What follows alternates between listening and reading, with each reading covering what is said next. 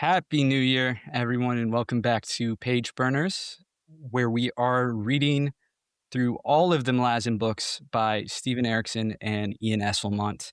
Right now, we're currently working our way through the first 10 Malazan books of the Fallen, and we, as of this recording, have completed House of Chains. My name is Carl. I am currently the adjunct usurper, as Varsha is missing. And, typically we like to start things out by saying not only our names, in case you're a first-time listener, but also what we are most excited to discuss this week. But I'm going to mix things up slightly and say what, throughout the entire book, are you most excited to talk about?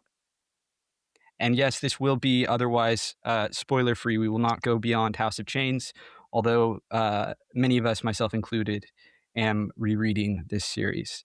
So for me, the thing I'm most excited to talk about, just in the book in general, I think is, well, in a big picture way, that this is my favorite of the books we've read on reread, which is wild because it's one of my least favorites first time through. And I think the heart of that is that I feel like this is the most complex book yet and has the most depth of character and thematics, and there's just a lot going on.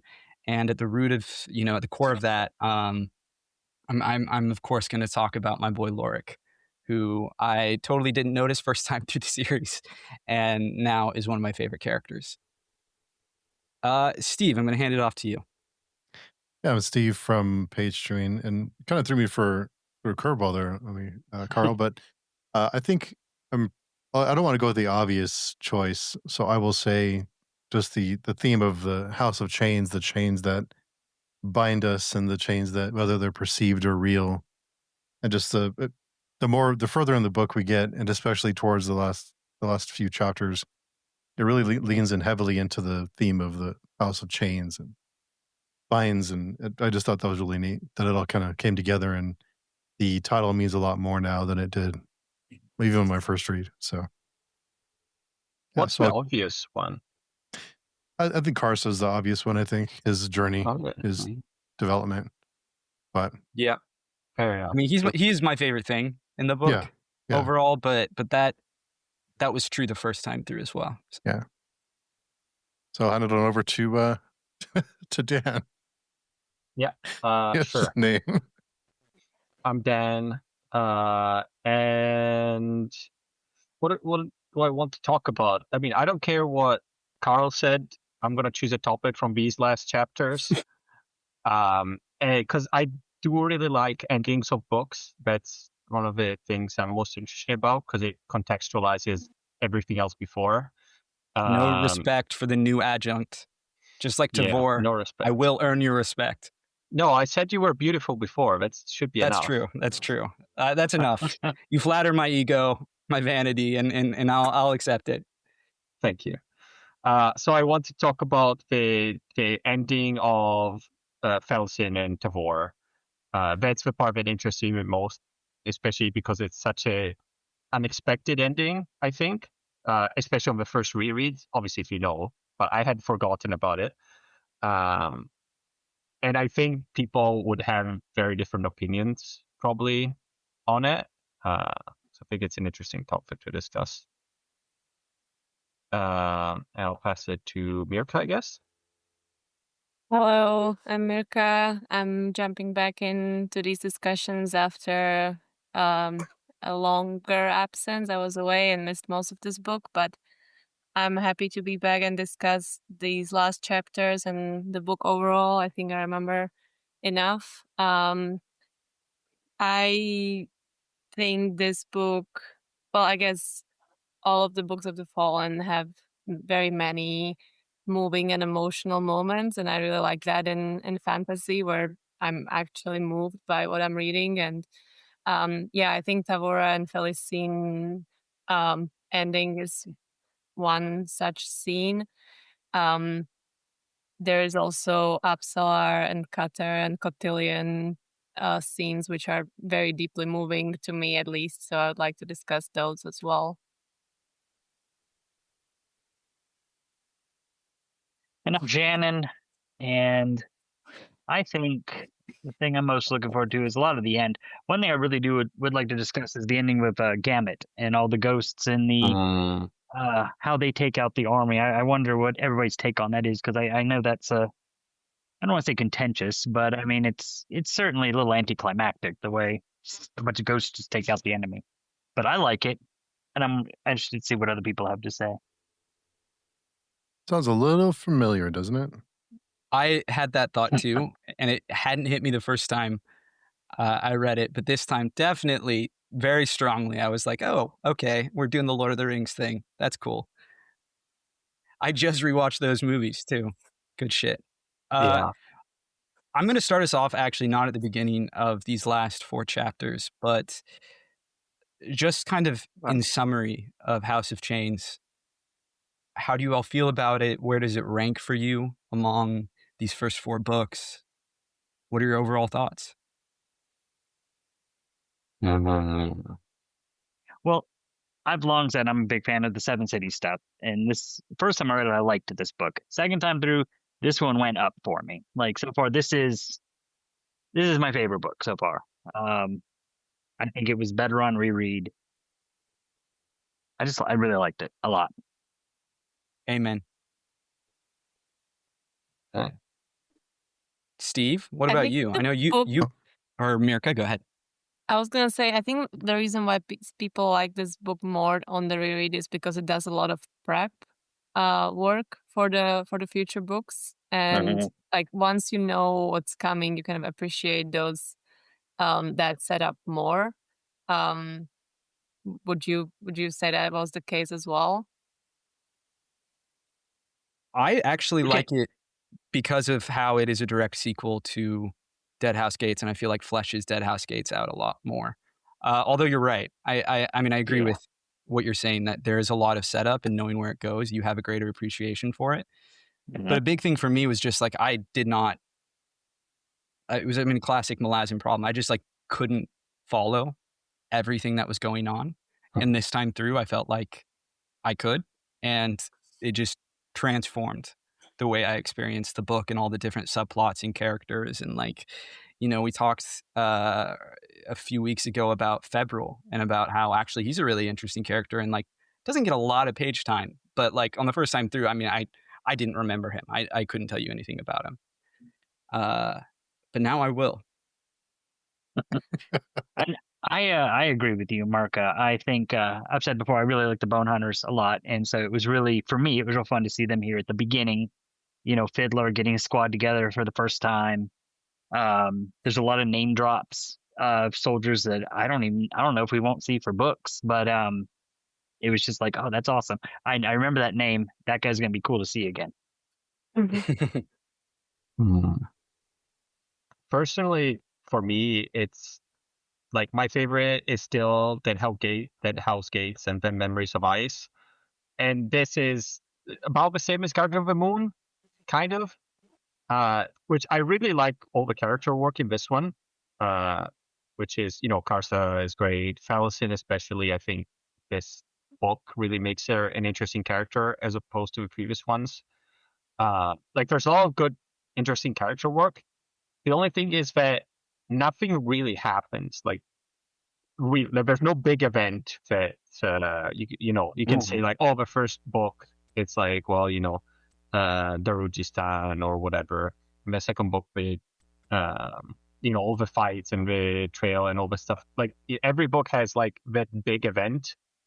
But this one doesn't really, because it kind of peters out at the end, like you said, with the battle doesn't really happen.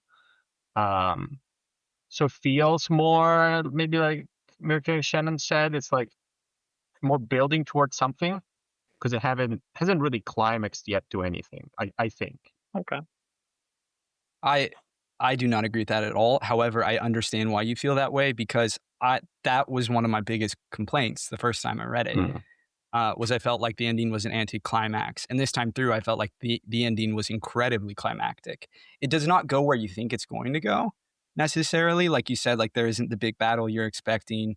And, you know, I think certainly the first time I read this, I thought Felison and Tavor would actually talk to one another And the fact they do not disappointed me, I think, even though I found that scene incredibly powerful, Fellison's death. But like Karsa just mowing through the whole rebellion is insane. Like, I don't know that we've ever had anything, like read anything like that to date. Of just a character just like, seeing, like it to me felt very like action movie, like John Wick just going through and like wiping out one lieutenant after another, you know, and the ghost thing worked for me. Well, I don't want to get like ahead of where we're talking, but for me, the ghost thing works because of how it fits into like Deadhouse Gates, ironically, and how it's like the culmination of the chain of dogs coming back to essentially avenge itself. Like It's it very involves, satisfying, right? To yeah, kind of Right. see that happen. Yeah. like this whole thing is coming full circle with Deadhouse Gates. Like the Bone Hunters literally, they haven't been called the Bone Hunters yet, but they literally reverse Coltane's trek, right? They walk in his trail in the chain of dogs. And then they show up, they do what they, I mean, there's so much of what Erikson calls elliptical storytelling. That's how he describes his writing, where it's like things are coming full circle in a slightly different way. And it's like retreading the same ground of Deadhouse Gates in a quite literal way, but in a different, the shadows they cast are different, I guess you could say, to use a metaphor from the book, right? Anyway, I've been doing a lot of talking. I just feel very strongly about that. Steve? I think that individual characters, individual storyline have their own climax, like Carson, Felsen, and stuff like that. They have their individual climaxes and storylines, and it's like, but for the whole, like for the through line, for all the whole books, it doesn't feel like it's, you know, there was this one big event for the world. You know what I mean? But maybe it's probably because I haven't read the next book, so I don't know how to contextualize what happens here in the overall story. That could be a part of, because Mirka is right that there is like, there are very significant things that happen that are laying the ground for other things. Although I don't know, I feel like there are stories that are brought to a close here that are well, very dramatic. I mean, the ghost is a perfect one, really, because that grows out of Deadhouse Gates, because it's the ghosts of the Crow clan wiping out the dog slayers. It's them finally avenging themselves. Steve, So what are your thoughts? I know you're a big fan of this book. It was my favorite book on my first read. I only got through halfway of Midnight Tide, so I can't really appreciate it for what it sets up for later, but just Karsa alone, I think his development and the focus on, and of course we jump around to 1,000 different characters, but the focus on Karsa and his development from beginning to end was the most compelling thing for me on this book. And just from start to finish, I think was the most consistent book of the series so far. Or I should say focused, because I wasn't as confused with all the characters, at least as much as I have been. But I mean, all the books have been good. I just think Fellison's the end with Fellison, I think, is another powerful moment. We have a lot of the character. We have a lot of great moments with the characters here that, and then the bridge burners at the end. So yeah, I think it's the most satisfying end, I think, to the books that I've read in the series. And I think this book is the direct continuation of the Deadhouse Gates, as you said, Carl, but also, it ties to the bridge burners thanks to the bridge burner spirits. So like, you finish the third book and you're devastated about bridge burners. You're like, okay, they're gone. All these characters that I loved are not in the books anymore, but then they come back as ghosts, and you kind of know that it's not over for them. So I really like that. Absolutely. To me, this feels like a major transition point in the series, where like a lot of the previous knots are being closed off and other ones are opening up. And there are still things like, Apsalar and, the man formerly known as Crocus, who like we're not done with them yet. But there's a lot, whether it is the bridge burners or Fellison, that we see their narratives come to like a really neat end. I don't know. Like I do think that like the Deus Ex Machina element of, because it is like by like the definition, that's what the Ghost Army is. It comes out of nowhere.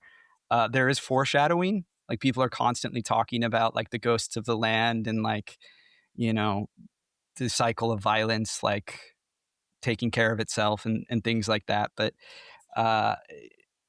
it to me, the way it works is like on a fundamentally like thematic level and on a cathartic level, as Mirka previously mentioned, that it's just nice to know. Like I think I completely, the first time I read it, missed the fact that the Crow clan was back. And, the whole army was like, the dead army was contributing to, I just had it in my head that it was like the ancient dead, but actually the modern dead are among them, including, of course, Gamut, who now I know why I do not remember him from the first read, unfortunately, although I loved his story and how it ended. It's very tragic, but cathartic. All right. Well, let's start then. We actually have a lot of ground to cover because we decided to not do what we said we would do the last time an episode was released, and we were supposed to do chapter 23 and 24. Thank you, Shannon is nodding. 23 and 24, and then we were going to do 25, 26 in the epilogue, but instead, because of scheduling, we ended up just shoving it all into one episode. So let's get to it. The beginning of the climax, really. It was 22 to 24. 22. Okay. Thank you. What do we open with here? Oh my God, it's been a minute. Let me tell you. Maybe this isn't going to be worthwhile then to try to hit every point like we normally do and go scene by scene, and instead just hit the kind of general arc of things. So 22, it's focused on what starts with Fiddler and his squad. And yeah, it just really kind of sets up the singing. Let me think. What let's just go through like the general plot lines. Yeah. Like, let's go through plot line by plot line. So let's start with Fiddler and his squad and how all of that story comes together. Who wants to start us off with that? I don't remember. Well, we can let's see. What's the start here? Like, what's the first thing that happens, so I know where in which from chapter? where we're starting. They're like walking up and preparing for the big battle. Yeah, they're preparing. The only thing that really jumped out at me that I like about this is they're talking about some nefarious bread guy that's pretty awesome. And if you know, you know. It's a little bit, yeah. We'll circle back to that one day.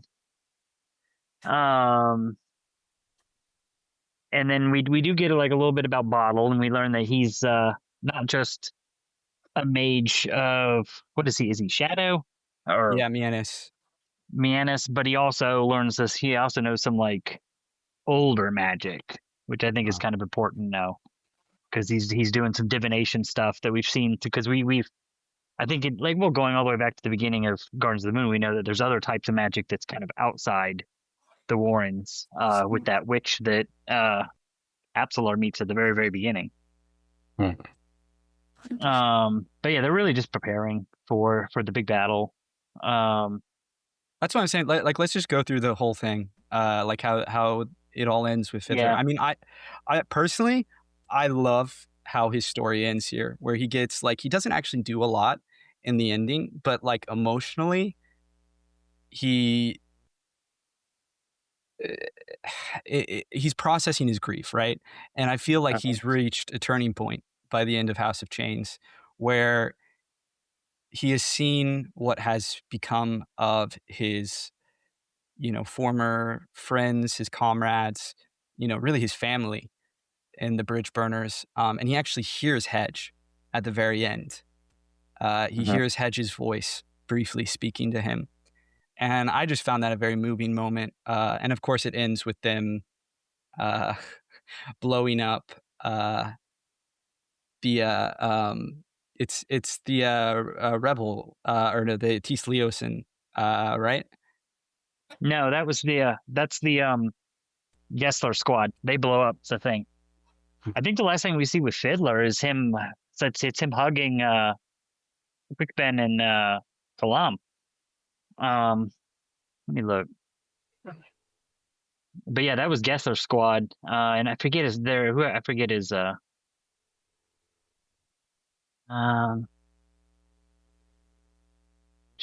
yeah. Oh, Fiddler's with Rannall when Rannall gets killed, or well, Rannall forces them into the whirlwind and gets killed. I think it's probably hinted at that Cuddle did it.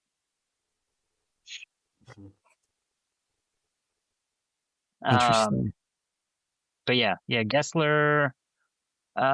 He sees the Tis Leosin come at him, throws the munitions. Okay, so it was Gessler that threw the munitions.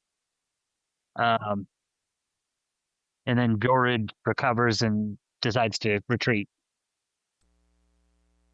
What does Fiddler do at the end?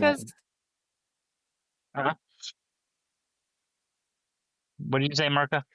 I was gonna say, can someone remind me what the Tistelios are doing there? Because I just read the last few chapters and I'm like, wait, these guys are there? Oh, okay. But They were looking. Who are they looking for? They came out like midway through the book. They're trying to avenge their god. They're there to avenge their god, and they end up blaming humanity, basically, I believe, because they're like related to the Talani mass, and they stumble across the Malazans and think they're assholes, and like maybe we could kick their ass, and then the Malazans promptly kick their ass, and they're like, and actually, it's home. Right. It's a pretty funny scene where they're like, justice has been served, I think, right? and then also Gessler, Stormy, and Truth, when they were on the ship, went through. Oh, that's their area. So they were there because he mentions that at the end where he's like, well, we can't blame the humans because the dragon led them through there. So, maybe it was that undead dragon, and we'll go back and we'll talk about it. Yeah, that's they were also a funny avenging that. scene, right? And I think it follows the end where Tavora kills Felicity, and it's like very heavy and heady. And then we have these like kind of comical scenes coming up where this happens, and then Karsa comes to tell Tavora that she's not an enemy or whatever, and she's like, I'm relieved. Yeah. And it's just like, it's nice to have a little bit of a lighter humor there after such a climactic moment. This, for me, is the book where Erikson's sense of humor really like fills out. Like all of the books are funny, but to me, this is the point where like he finds that balance of humor and tragedy that defines so much of the series in my mind. And it's just like, to me, it is like this perfect combination of just the most depressing things you've ever read that make you want to weep yourself to sleep. And then, these goofy guys just like getting up to no good. Yeah, and really funny characters too. Like Iskral Past is very funny, and the demon, I don't know what his name is. Gray Frog. Gray Frog, yeah. Best boy. Very, very funny. Yeah. Oh, you know what Fiddler does? He freaking in the big sandstorm, he meets Korab. I'm looking back at the wiki. That's right. Yeah. He bumps into Korab. He almost gets killed in an explosion where Korab is like leading an attack, and Hedge's That's ghost when Hedge saved him. actually saves his life. That's the big thing that happens. And that's when he hears Hedge's voice and is like, oh my God, he's right here. And he kind of like processes the grief and then, yes, reunites with his buddies, Kalam and Quickben, which is itself, I find, a pretty touching scene. To me, Fiddler... Or go ahead, Shannon. I was just going to say, I could swear there's fan art of that scene, and I could not find it. Like, I was looking for it that night when I read it. That's the quest. We must find the fan art. For me, Fiddler, like, the embodiment of his arc is as this like viewpoint of the bridge burners, as like, Kalam and Quickben are alive. We know there are some other survivors, Picker, but he is grieving them. He finds out they're dead. He's enlisted in the army anyway, and he thinks about quitting. And it's his grief, his journey of grief and mourning, that I find very moving, and how he is the one who kind of set their ascension, the bridge burners' ascension, into motion by interacting with the Tano Spirit Walker. I mean, that's the thing where, again, it's like it's all these things are coming full circle. Mm-hmm. Where, of course, Fiddler is going to be there at the moment of ascension because he's the one who made it possible. And, of course, the bridge burners are going to ascend in Raraku, where they were born, where they first, did their march that changed them, that, set them up to ascend. It's like everything, in a way that only stories can, fiction can, like follows this neat pattern that is surprising but still ends up where it, like, you feel it should. And it's easy to miss these things on a first read just because so much is going on. But it is just so incredibly circular, in a way that's just like, I mean, kind of classic hero's journey, classic myth, that is just very satisfying. When you say that he sets them up to ascend, I think somewhere in these chapters someone says something along the lines of, for the Tano song to take effect, bridge burners had to die.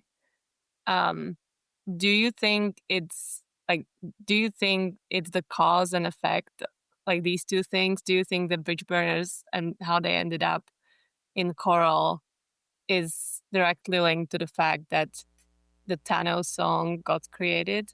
And it was kind of like their destiny from that moment on? Or is it completely unrelated?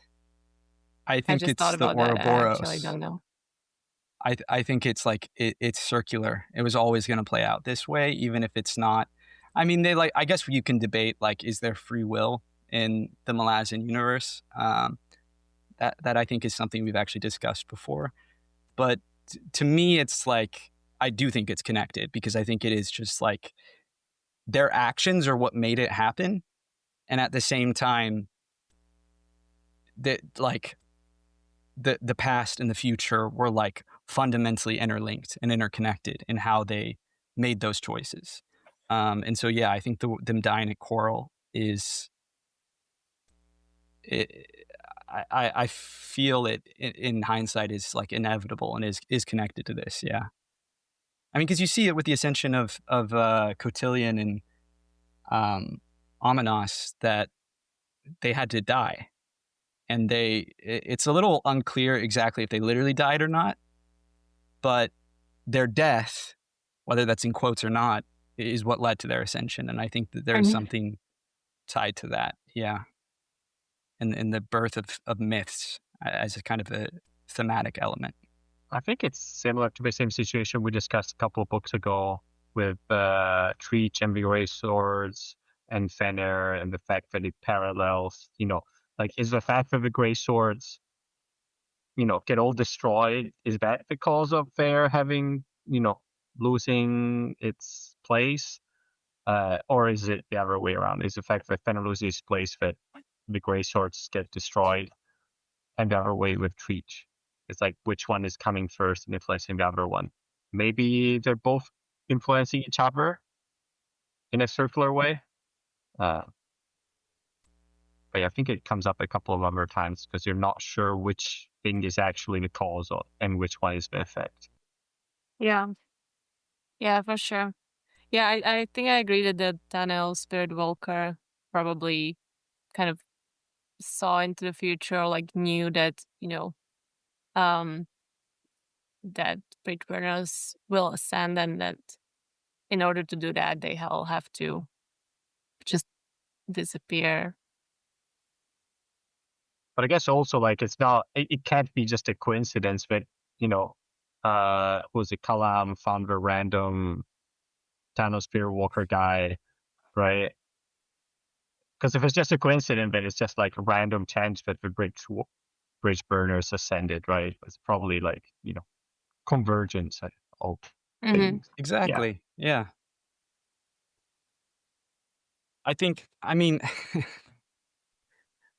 to get into like the nitty gritty of this, I feel like is to fundamentally discuss the metaphysics of it. Or that's one way. I guess the other way is the way I'd prefer to do it, which is the like, what is Erikson saying? Is the thematics of it. And to me, this is like fundamentally about the nature of myths and legends and how they're born. And, how many religions have someone dying or descending into the underworld before, they're reborn, they come back, right? Like it, in my mind, it's like, it is that kind of fundamental narrative, like interconnectivity between life and death and divinity and mortality. And, that the greatest stories like are often born of like life's greatest tragedies and overcoming them, I guess. I mean, that's why they're like aspirational, right? Is that death is the end, like we all are going to die someday.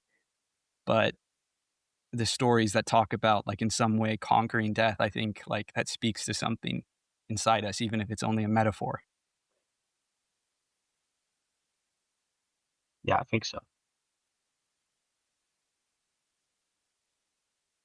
All right. I think this is a good place then to transition to the rest of the untitled Malazan Marines, who have a bone fetish. That is not a sexual thing. I mean fetish as an item, although you can interpret that however you want, I guess.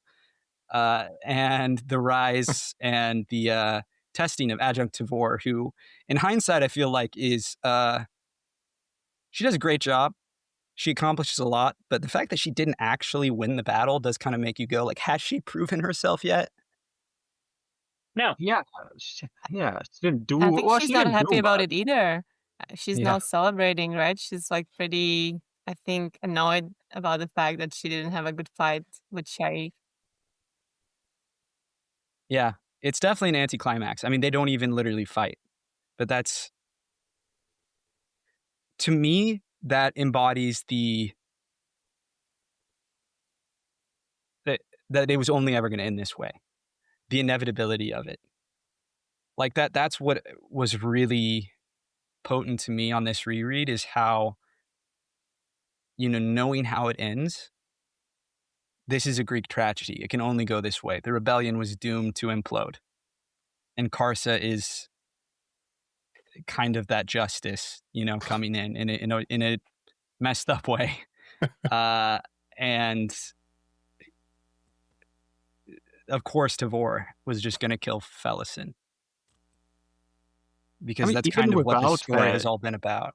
do you think they still had a chance? Because they were all scheming against each other. Like, No once chance. it starts unraveling, right?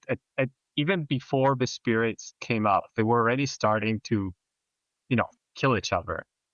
Yeah. And it's been set up the whole book. They're all been scheming against each other, and they were, even if just the dog slayers survived, would they be able to beat on their own after having to fight everyone else, or the other way around? No, that's Well, what the exactly. Dog Slayers belong to Corbeau-Dom, right? And he was already kind of like trying to get back in with the Malazan Empire. I don't think he was ever loyal to the apocalypse. I don't think the Malazans would ever take it back. Would they take him back? No. I wouldn't. Bad calculus. Bad calculus. He was toast. He No, signed for his own sure. death warrant. So I don't know. I- It was doomed from the start, I think. I guess to like be even more specific about kind of what you're saying, Dan, and what I was saying, that like Shaikh is literally what this rebellion is about, theoretically, on paper. Yeah. We find out in practice, it's a lot more complex than that. And actually, the religious element is very small. But if you think of Shaikh as the metaphor, it's just chaos. It's like anger and wrath and chaos. And so it fundamentally was going to self-implode. It is not controlled. Yeah. The Malazans, as organized and competent as they are, we're always going to win. And so Tavor striking down the symbol of the rebellion without a real battle, I mean, that's literally what happens, right? The Malazans win without even trying. They just push a little bit and the rebellion topples. I mean, technically, though, like Felsin dying does not necessarily have to be the end, because the previous, Shaikh died too, and that was not the end. I guess the fact that the goddess also got killed. Well, right, exactly. To me, I mean less than Felsin, I mean Shaikh dying. Yeah, okay. I guess is the bigger point, right? She's literally a symbol, right? She's in armor. She is not even Felsin in that moment. I mean, she's quite literally possessed. And she's flattened into just this suit of armor. And Tavor strikes her down because, of course, that was always going to happen. Now, what do you guys think about, because technically the goddess was killed right before, like at the beginning of the battle. So she was of her own mind for the last couple moments of her life. Yeah, the last or at least when the battle started, I think it was, like, they were like, she kind of wakes up and they're facing each other. Yeah. Why didn't she say something? Take off her mask, do anything? Why'd she just accept her death? I mean, one, I guess, probably shock, you would think. Like, after being controlled all this time, and it's sort of read as like, shit, I'm here, and the goddess, there's no goddess, like, what am I doing here? What's going on? What can I do, right? She's all alone, suddenly, in front of everyone. I can imagine how she might be feeling. I think it's just exhaustion too, and I mean something that I said, like, I don't know how long ago it was, but sometime while we were reading it, is like I very much feel like Felsin is actively self-destructive and like suicidal, like that her actions here, it's ostensibly to get revenge, but I think it's really a grandiose way of committing suicide. And she's not consciously doing that, but I think she is actively marching headlong towards her death. And so I think it just comes to fruition. I think I agree with that. Just giving up, because it would be enough for her to just say her sister's name, and that would immediately change everything, right? But she just kind of sees it maybe as like a fitting end as well. Like, Tavora almost, like, in her mind, Tavora tried to kill her by sending her away to the Otiter Island, and just like, didn't fight for her. She was going to go down in the nobility cult. So I think maybe in Felicin's mind, it's just like what Tavora always wanted, and she just lets her finish it. That's a good point. I mean, she knew nothing about the that Tavor was actually trying to save her, or there was a plan to save her. So she might think, hey, this girl wants to kill me, so it doesn't matter. Yeah. That's the saddest part, right? Is the quest. Pearl and Lostar get so close. They figure out what happened. They're right there, and they watch Felsin get cut down by Tavor. That was rough. Yeah. It's horrible.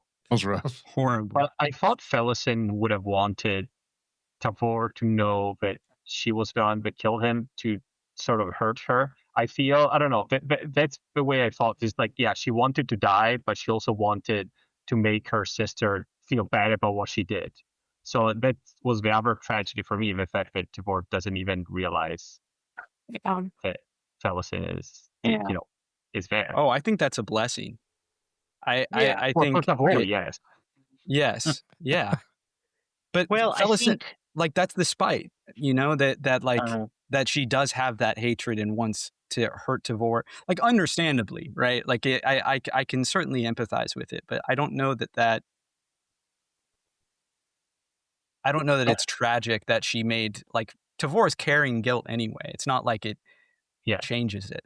I think it's tragic for Felicin in the sense that nothing basically went her way.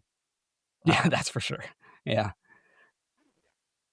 But also Tavor's original plan was, I don't know, I think maybe we discussed this here already, but like, okay, so she sends Felicin away into a work camp, and then like arranges some people to care for her, but still she knows it's going to be a horrible place and that like the chances are so high that this girl will not make it. Like, it's just such a weird scheme and so unlikely to succeed. I don't know. Yeah. What was she thinking? Yeah.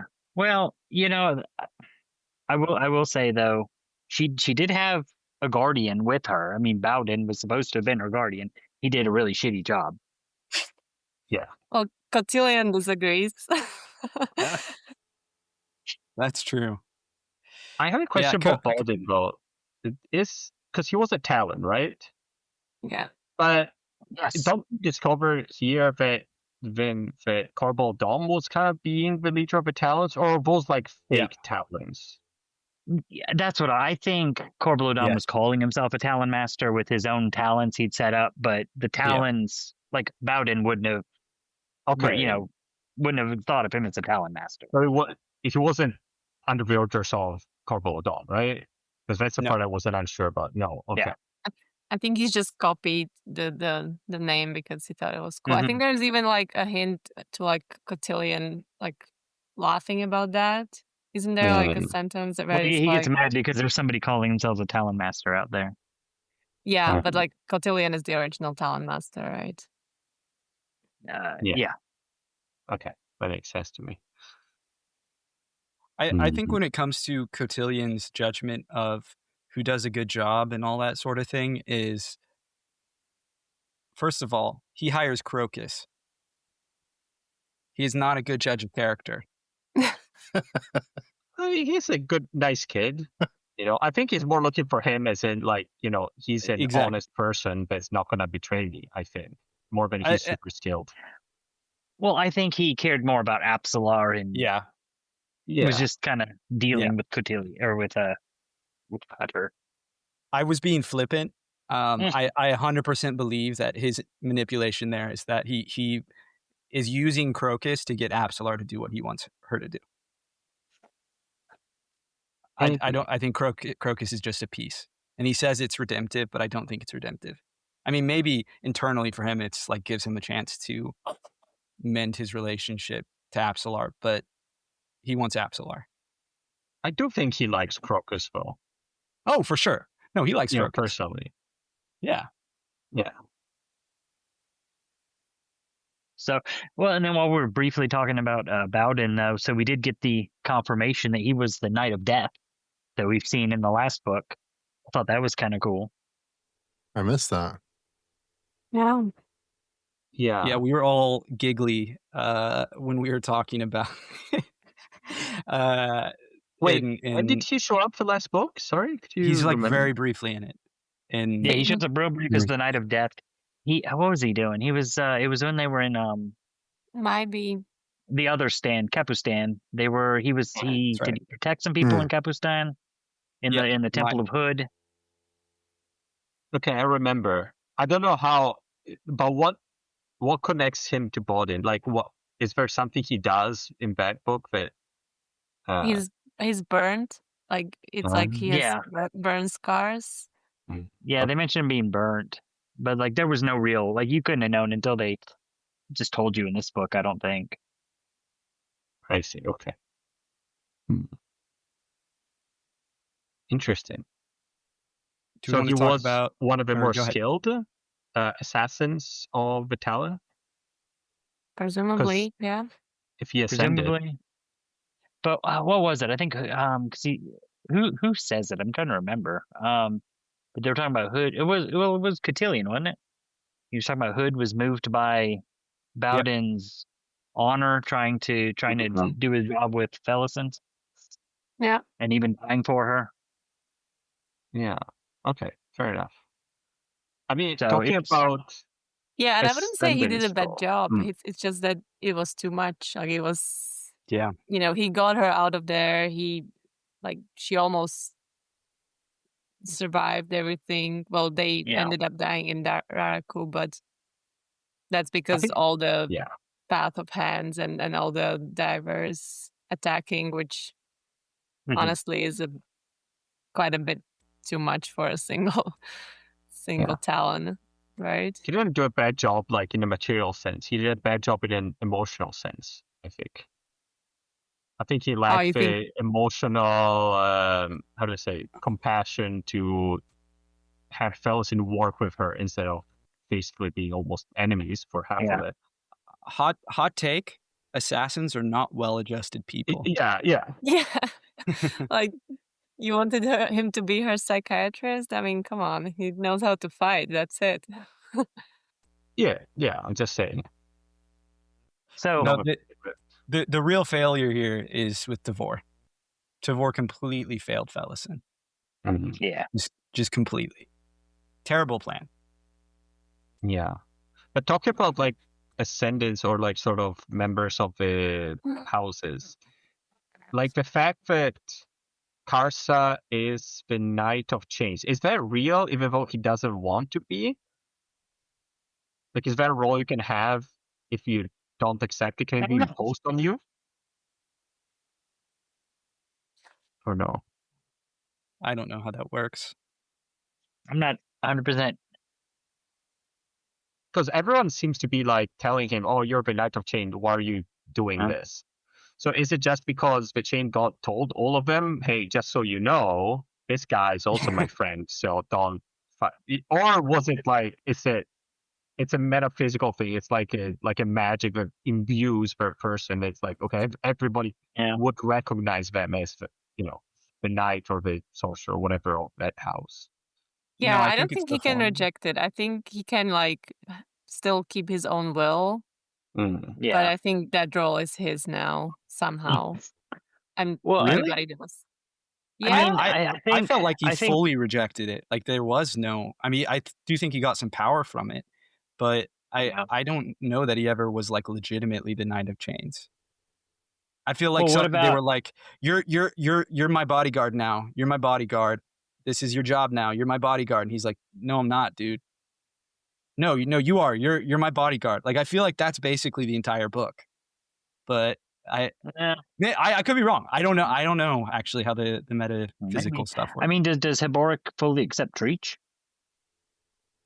Yes, I think he gives up and is like, fuck it. Yeah. Kind of half accepts. He doesn't speak of him very nicely, does he? But he does seem to accept the power. Grantel was the same, right? Grantel didn't want to be whatever mortal sword. You're right. Mortal sword. No, I changed my opinion. You're right. Those are good counter arguments. No. I think he is the Knight of Chains. So it's just a bad choice from the Purple Dog. Yeah, Treach really sucks at picking people because both of them don't like him. Yeah. Well, I mean, Karsa killed the other chosen characters of the crippled god as well, so I think that's also... Well, so you want to talk about like Karsa's massacre and what went down in the in the camp? Absolutely. Well, why don't you lead us, Karsa or Karlsa? Well, he just kills everyone, right? It's awesome. It really hit me this time, just how like he just steamrolls everyone, including people who's not like they're not even on his hit list, like the Daragoth. Like they just happen to cross his path and cause problems, and so he's like, "All right, I'll kill you too." And he like saves people's lives in it. I mean, I'm not gonna say like he's still an asshole. Like he's not a good person, but it is really satisfying to watch him just steamroll the entire rebellion. Very contentious person. That's for sure. So what do you think, like, what is your understanding of his killing of the Daragoth? I mean, I don't think I'm clear on that. Like, why would he do it? Like, okay, just because they were there and they were powerful entities and he wanted to prove that, Well, they are not attacked him, supposed to didn't be. they? Yeah. Right? Yeah, they Was attack it just him. self-defense then? Maybe. I think so. Why did I they mean, attack him? I think his ego also, but yeah, self-defense. He did the Well, same the with Daredevil Ikarian, attack right? everything. Yeah. They're assholes. Yeah. But Ikarian too. Okay. He just met him and just decided, oh, let's fight, right? I just thought there would be Yeah, more to it. because somehow. they attacked Orlong as soon as they were freed, they just immediately started attacking. Mhm. And then we Yeah. see how in the past they had dominated some humans, and so yeah, I think that's all they do is attack and dominate. In fact, yeah, and then they attached themselves to the what was it, first? I guess he was the first emperor or whatever, the first Exactly. empire. So that's I kind of think like the whole. Well, but didn't Yep. it say that they came to the Oasis to find masters, to look for masters? So that doesn't sound like dominance to me. Who said that? Because to me, it seems like Maybe they came not. there to Maybe. find servants. Okay. Like, to me, they're like fully independent, wanting to subjugate, if not annihilate, everything they come across. Like exactly like Shannon said, like they naturally, as an ancient species, domesticated humans, and then they made a pact with Decembalakis, who it was Decembalakis, right? Who is a tyrant Yeah. and notoriously not a great guy. And so I think you combine that, and they're just unpleasant and want to dominate everyone. And when they come across, a quote unquote alpha, they feel like they gotta, flex their shit. And unfortunately for them, they bit off more than they could chew, quite literally. I'm like 50% sure though that even if they didn't attack him, he would have attacked them. I'm like half. I don't convinced. agree with that because he didn't do that with the Thais Leosin. But he did do that with Vicarium. I think the Thais Leosin were not strong enough to be like a challenge for him, I think. Ikarium actively was getting ready to attack him. Was he? Yeah.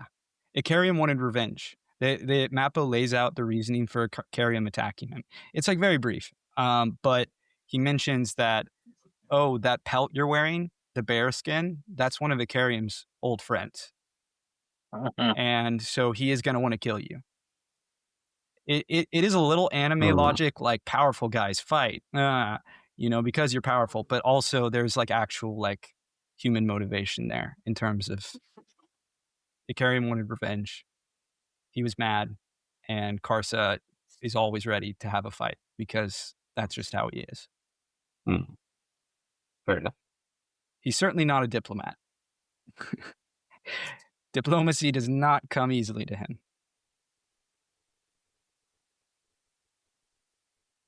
How do we all feel?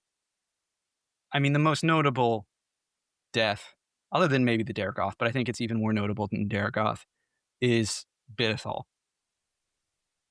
What are y'all's reactions to Karsa, how he handles Bidethal? I mean, it's sure, it's nice that he got killed, but I feel like he should have gotten like dealt with a long time ago. For sure, agreed. Well, because everyone keeps saying like, "Oh, don't worry, it's not the time. He's gonna have a worse fate later on." I guess, but it feels a bit of a cop out. You could have done something before and probably helped many people not suffer. Agreed.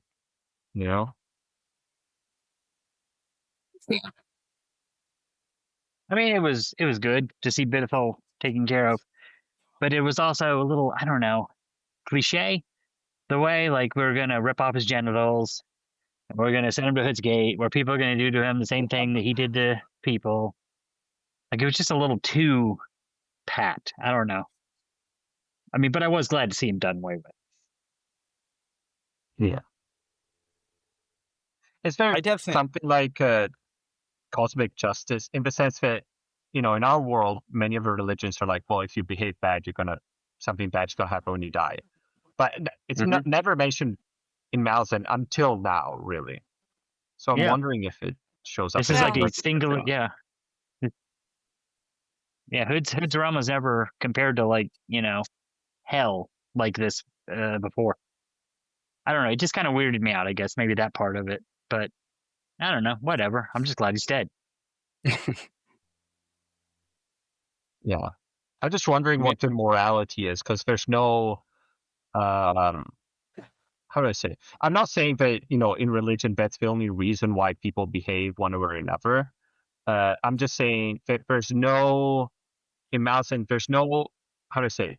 Statements on morality from a metaphysical standpoint, I guess, be it true or not, which is interesting. Until now. Yeah, until now. I'm I trying wish to think, that was is this cut. the first time? I think maybe yes. I think definitely there are some terrible characters in Malazan universe that, at the end get what they deserve. I can't think of anything specific right now, but I feel like there must be another case of this. I don't know. We'll have to keep our eyes out. Well, like the Penyon Seer from the previous book, he doesn't get what he deserves, I guess. And I would But he argue that's didn't- worse than Binatal, I would say. I think you have a strong mess argument. with little children, except for the ones that got eaten by his cannibals. Okay. And join the cannibal army. I think that was a mistake to include that bit of cosmic justice. I think the Karsa thing is interesting because I don't know about you all, but I went from being like, yeah, fucking murder this guy, he's the worst, to being like, oh, that's a little much. Like, okay, Karsa, like, maybe, tone it down a few notches, okay? And I think that's intentional, that I think you're supposed to feel kind of mixed, like, oh, this is the justice you want, right? This is the like most poetic retributive justice. And how do you feel about that? Like, I feel like that's what's being shoved in our face there by Erikson. But then turning it into like a properly cosmic thing in the afterlife, when that hasn't been a thing before, that bothered me. Yeah, maybe Well, I guess something to we've ask him seen about. situations where Hood came to take someone, but it was more like a positive thing, like an honor, right? Yeah. Like Right. the Hood itself himself came to kind of take you to the gate or whatever. And it's But that never was specified, right? That who judges you or anything like that, Yeah, no. right? No, before this, when you die, you just go to Hood's Gate. Like, is it good or is it bad? Who knows? Yeah. Neither, both. What happens after you pass through the gate? I don't know. Yeah. But it is interesting to me that there's no overall philosophy or religion that at least we've seen explicitly deal with morality in a way that we see in our world. Because in our world, almost every religion tells you, okay, this is good to do, this is bad to do. And even most philosophies tell you this is how you should do things and how you should not do things. Here it seems a lot more like an innate morality. You know what I mean? Like each character just assesses on their own what is moral and what is not moral and applies it to their own life. I mean, it's interesting because even Bitathal, I was going to say Bitathal is a point of someone who like creates this moral philosophy, as disturbed as it is, but he doesn't like quote scripture, like he doesn't like lay out like that actually this is like a belief of his faith in a like traditional sense. It is very possible that he just made that shit up because he's messed up like that. Yeah, that's what I thought. No, I think Dan's right, and that's really interesting about Malazan is because of this pantheon of gods they have. I mean, all dead people go to Hood, and there's not really given anything positive or negative about death. And so all the other gods, if you follow those gods, it's really just about kind of, I guess, power in life. Like, you're not going to go to some afterlife with Burn or whoever. Like, it's just about, power in life. It is strange though that you don't see more philosophies of morality like professed by people, like there are warring ideas, but they're not like, they do feel like innate to the individual more than like a system, perpetuated. Like there are laws, but it's unclear what the laws are actually like based it out of, I mean, I do think that maybe there is something kind of missing there, or maybe intentionally done. I don't know, intentionally lacking, at least that we have seen in the Malazan I mean, it does world. happen in most fantasy, though. Like, it doesn't have this sort of thing, and it mostly relies on people applying their own, real life morality to the book, I think. To some degree, I agree with that. I mean, I think often heroes end up coming up with their own morality, and I think that's by the very nature of heroic stories kind of how it works. That like the hero, goes outside the culture and like finds their own moral compass, and then, is better for it and great and remembered and blah blah blah. But like there are a lot of like religions and, I feel like philosophical orders like that do definitely to me seem to have like some sense of like ethical structure In in other fantasy, fantasy stories. Yeah. usually religion in fantasy is shown as over corrupt, or they're saying fake things. Like, they're not sincere or good or any. In many cases, I have to say. I agree with that. But often you still have like, even outside of the corrupt religious order, like for a Song of Ice and Fire, for example, like there's a lot that is lacking in the religious development of it, but you do get the sense that like they have codes of chivalry, like it doesn't have to be strictly religious. Like in Malazan, they don't really have that. It's like you said, it's like, it seems like all the characters kind of come up with their own code, and then the ones that happen to align the most like form factions, like the Malazan Empire. It's a very modern perspective. Yeah, very modern. Mirko, what are your thoughts on that, or Bidethal, or any of that? I don't think I had that much to add. I'm personally glad he got what he deserved, and we can leave it there, maybe. Cool. You posted a quote from a book in the chat, right? So I was just like, yeah, it kept bugging me, the fact about there are girls looking for a master, and I found that quote on the Wikipedia, Malaspedia.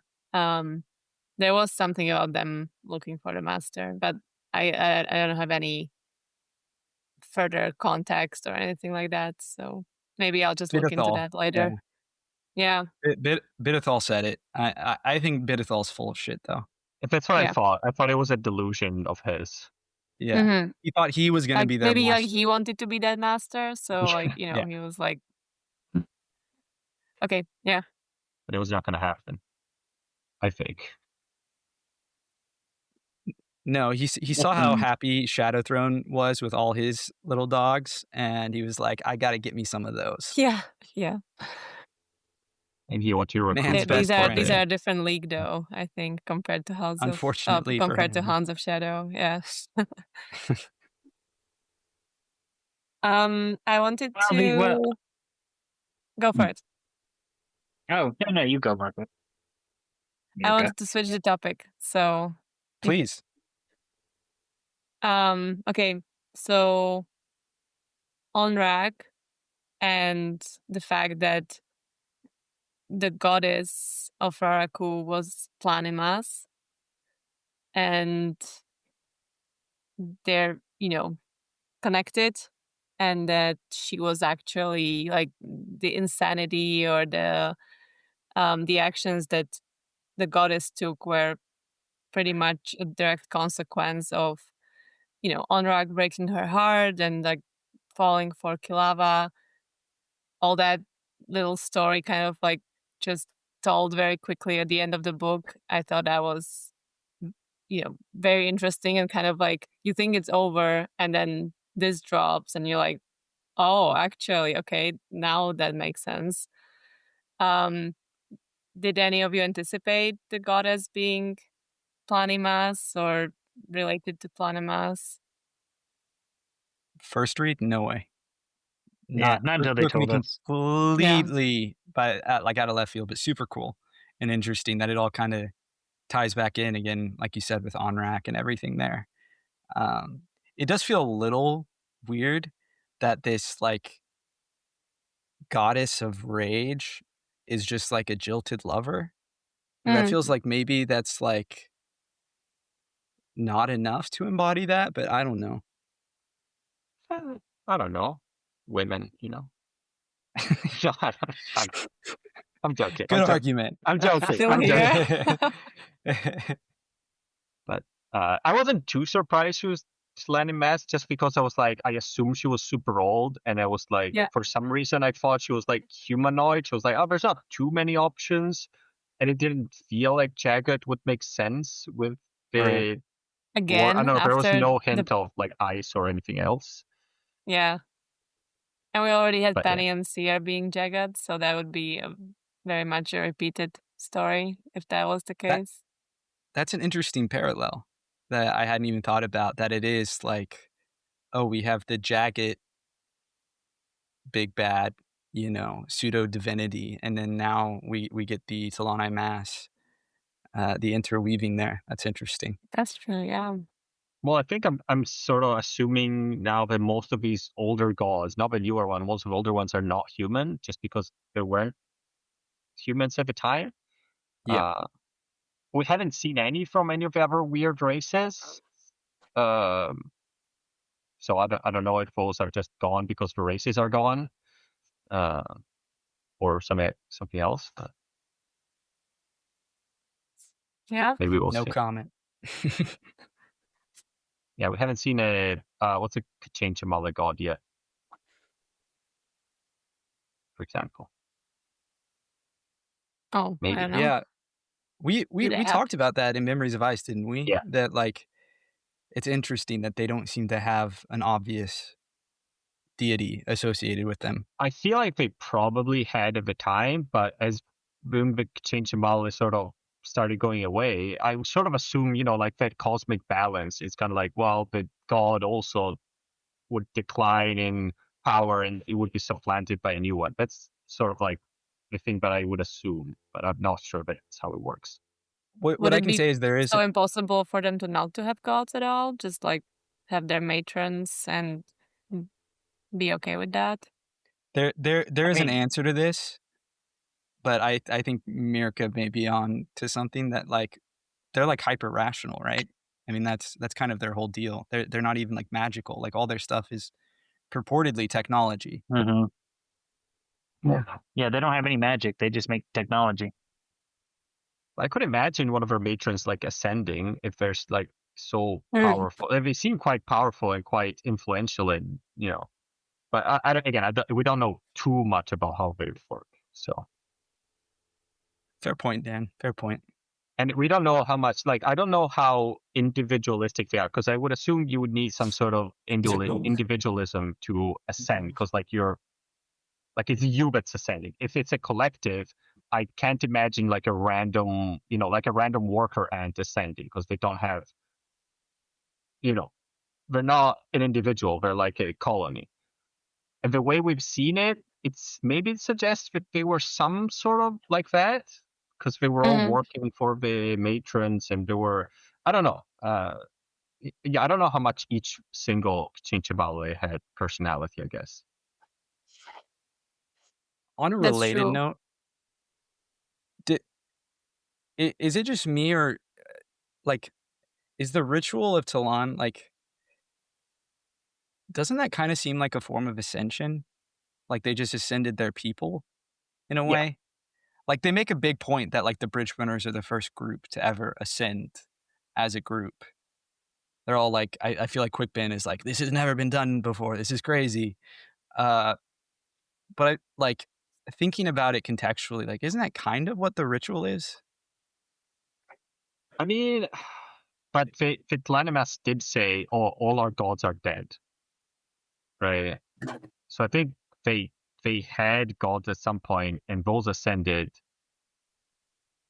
And I thought like their ritual sort of like severed their tie with these gods or whatever. So it's like something different. It put them outside this ascension, non-ascension paradigm or whatever. You don't I don't you know. don't have to be a god to be ascended, though. I guess. I mean, Like, I'm not saying they're a god. I think. Yeah.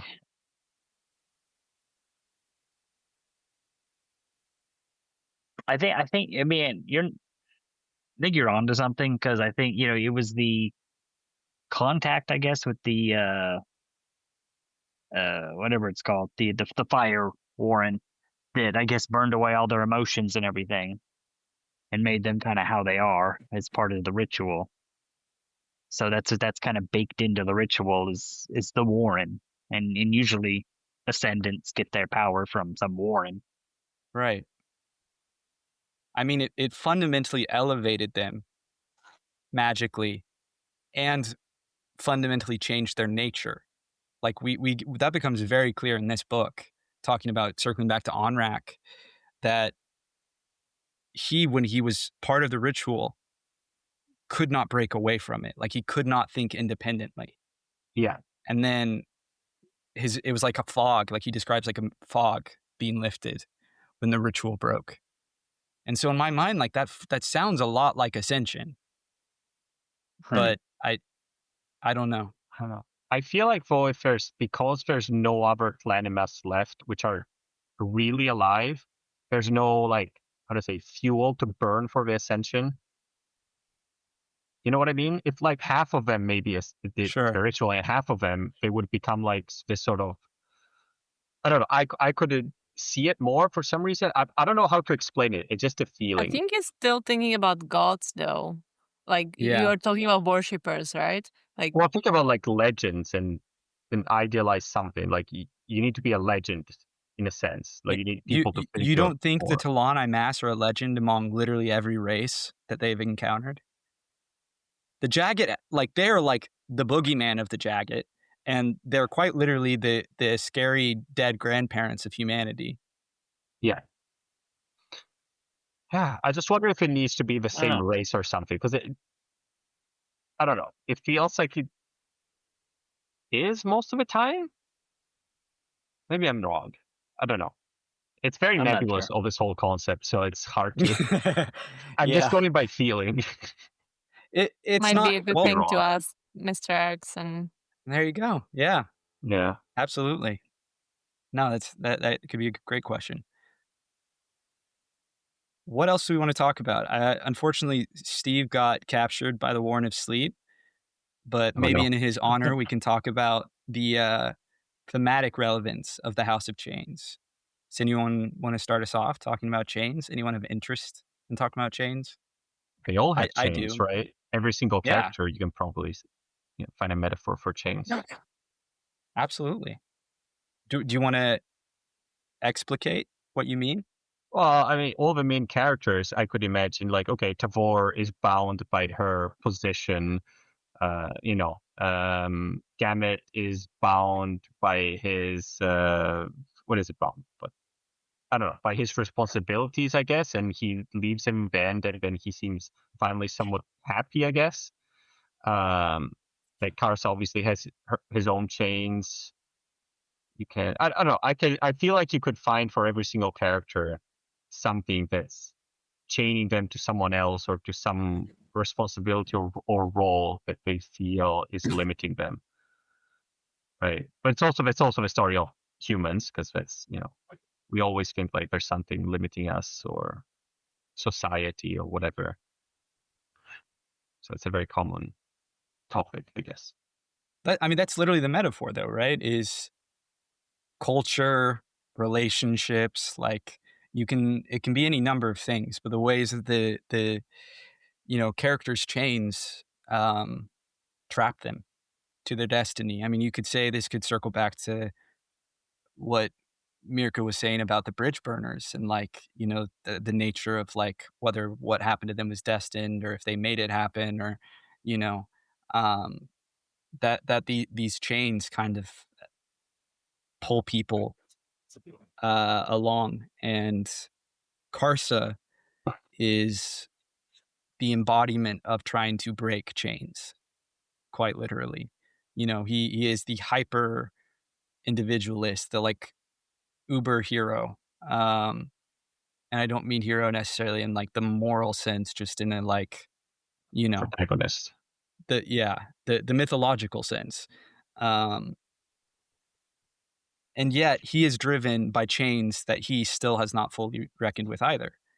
You know, whether it is I think he's kind of processed his paternal relationship a bit, but I think it's notable that he doesn't really reckon with the fact that he has or had no mom around, and his clearly, I think, has a weird sort of relationship going on with women.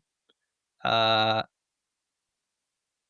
I feel like you could interpret him going to Shaikh. I mean, he was quite literally seeking meaning. And I don't think it's a coincidence that the first kind of symbol he decided to serve was a female symbol. Mhm. I mean, I think he is seeking out that balance inside him. He just doesn't fully recognize it.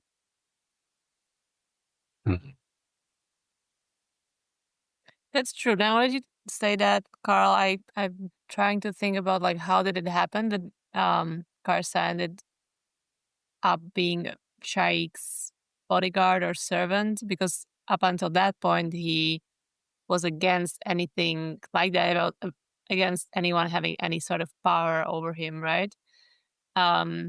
So yeah, I think maybe you're right. Maybe the fact that she was a woman and like for the first time, you know, there was a strong female figure that he could look up to. That is part of the reason. I think that's a really interesting point. She also embodies so much of what he wanted to embrace at the time, which was like Shaikh is a symbol of chaos. And he chafed so very hard against order, you know, as embodied by the Malazans, who he spent most of the book not necessarily pursuing vengeance in their destruction, but like that's what he said his like goal was to like destroy the Malazans and all of Empire and all of that. And really what it comes down to in my mind is he's just like immature in some ways fundamentally, and his view of the world is immature, and that his whole story is him kind of maturing and like having his eyes open to the way the world works and how he relates to it. And he's still grappling with those chains. I mean, again, literally, like he is now has new chains in terms of being the Knight of Chains and having all of these ghosts chained to him. And yet he is learning to embrace some of them, you know, like how did he end up with Shaikh? He became bros with Leomin. And Leomin, by the end of the novel, is like one of two friends he has, living friends. The other one being Torvald Dom, Shannon's guy. So I don't know where I was going with that. I think I was just kind of rambling. But I do want to point something out, though. It's like, yeah, we're talking about chains and all those things. In our normal life, we talk about chains and things limiting us. But many times, I think you can recontextualize them not as chain, but as ties or connections, right? Yeah. Like you can see a relationship as a chain, or you can see it as, you know, like an alliance, a connection, you know, a Bond, pact, yeah. right? A bond. A bond, yeah. Like society is a chain in a sense, but it's also like a bond that, you know, makes us all work together. So it's not always, even in this book, I don't think like the chains that Karsa has are really that negative. They're negative in a sense, but they're also helping him a lot be a better person. Absolutely. In that sense, I think it's interesting that, you know, the crippled god establishes the House of Chains, but the crippled god is basically an alien. And yes, he ends up chained, which is probably part of it, but also he probably, as an alien, might be able to see these chains that every human being has, be it chains, actual chains, or bonds and ties. And, maybe that's where he thinks, okay, this is going to be a powerful house to establish, and, to get that power, to get that control, and just like build that relationship to mortal people by acknowledging their chains and kind of like showing them their chains. Just a thought. I don't know.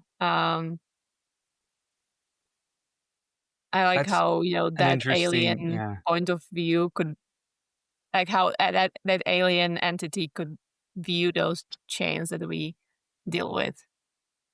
The outsider forcing you to confront, the reality of your circumstances. I want to recommend. I think I brought this book up before, but even just like, so there's a book, Fallen Ascent. I briefly disappeared to go grab it, by Michael Woods. It's basically a long analysis of the Book of the Fallen, specifically viewing it through the lens of like Carl Jung and his like path of individuation. And first of all, it's crazy because at least so far, I'm reading through it as we go through each book, but it's very interesting to see how much of it maps on, and Erikson wasn't like trying to write it from a Jungian perspective. I'm not like a hardcore Jungian. I just find like a lot of his ideas very interesting, and I just want to recommend it if you want, like if you're looking for like really interesting literary analysis, and specifically we're talking about the chains and like and Kars's arc, and the chains that bind all these characters. It's there's a lot of different kind of Jungian terms I want to use that I'm going to avoid just for keeping this kind of an open conversation. But the crippled god very much does seem to be kind of like forcing a reflection of humanity, or I guess goes beyond humanity, but I think at its core it is about humanity, like who they are, who we are, what they've done, the sort of societies they've created, and who they are fundamentally, forcing them to reckon with that, and the dark side of it, I guess you could say, the things they don't really want to reckon with, the shadow, if you will. And I don't know, the House of Chains is a really interesting metaphor when you think of like, if you think of it like quite literally, like as a symbol, like a house composed of chains is like, that's kind of like a society. I mean, that's like, it's sort of just like one big metaphor for like a civilization, or any social group of people. There's a lot of flexibility, ironically, to the notion of a house of chains. Interesting. Maybe I'll read that book when I finish Malazan. It's cool. You What was definitely the should book read called all again? 10 books. Fall and Ascent. Uh-huh. Fall and Ascent. If you look up Fall and Ascent Malazan, you'll find it. It's got a very kind of surreal cover, dreamlike cover. Nice. Michael Woods is the name of the author. So kudos to him, tip the hat to him. I think it's very interesting. I had no idea there were books like this about Malazan. That's cool. I think this is the first big one, or it's the first Okay. one I'm aware of. Very interesting. Yeah. Anyway, back to the House of Chains, the book. What have we not talked about? We've talked about Onrak and his ex-lover. They weren't married, right? Climaxes don't do marriages. They were. Is this the But part it's like, where we get the they were? clan and mass sort of going through the jungle? Or is Yes, that that's tied into it. Yeah, where they're walking through and they're going to defend the throne of shadow and that's that against. we are the pre-MS? Oh yeah, the eras. That's a good topic, actually. Oh yeah, that's in these chapters. You're right. Yep, we learn about that. The other, what would they map onto? It's like the if Neanderthals are the Tlani mass, then they're Homo erectus. Yeah. That's what I've seen it laid out. Eris are Homo erectus. And And so is it- the Eris woman gets pregnant by Troll Sengar. Is Yeah, what rapes troll. what Well, has she rapes him, happened. yeah. We don't know why or what And it was very is she quick too. trying to achieve, but yeah. That's a guess they- crazy scene. Yeah. It comes out of nowhere. They just like earlier that chapter mentioned the Ares, and then this woman shows up, rapes troll, pieces out, is apparently pregnant, and How does she even know? How do they know? yeah, it's crazy. I mean that's, spoiler alert, that's gonna be addressed in the future, but absolute insane scene that I forgot was in his book. I have to say though, it does like it's very I could imagine it in like a horror movie because it like goes black and there's all that, like that was very cool.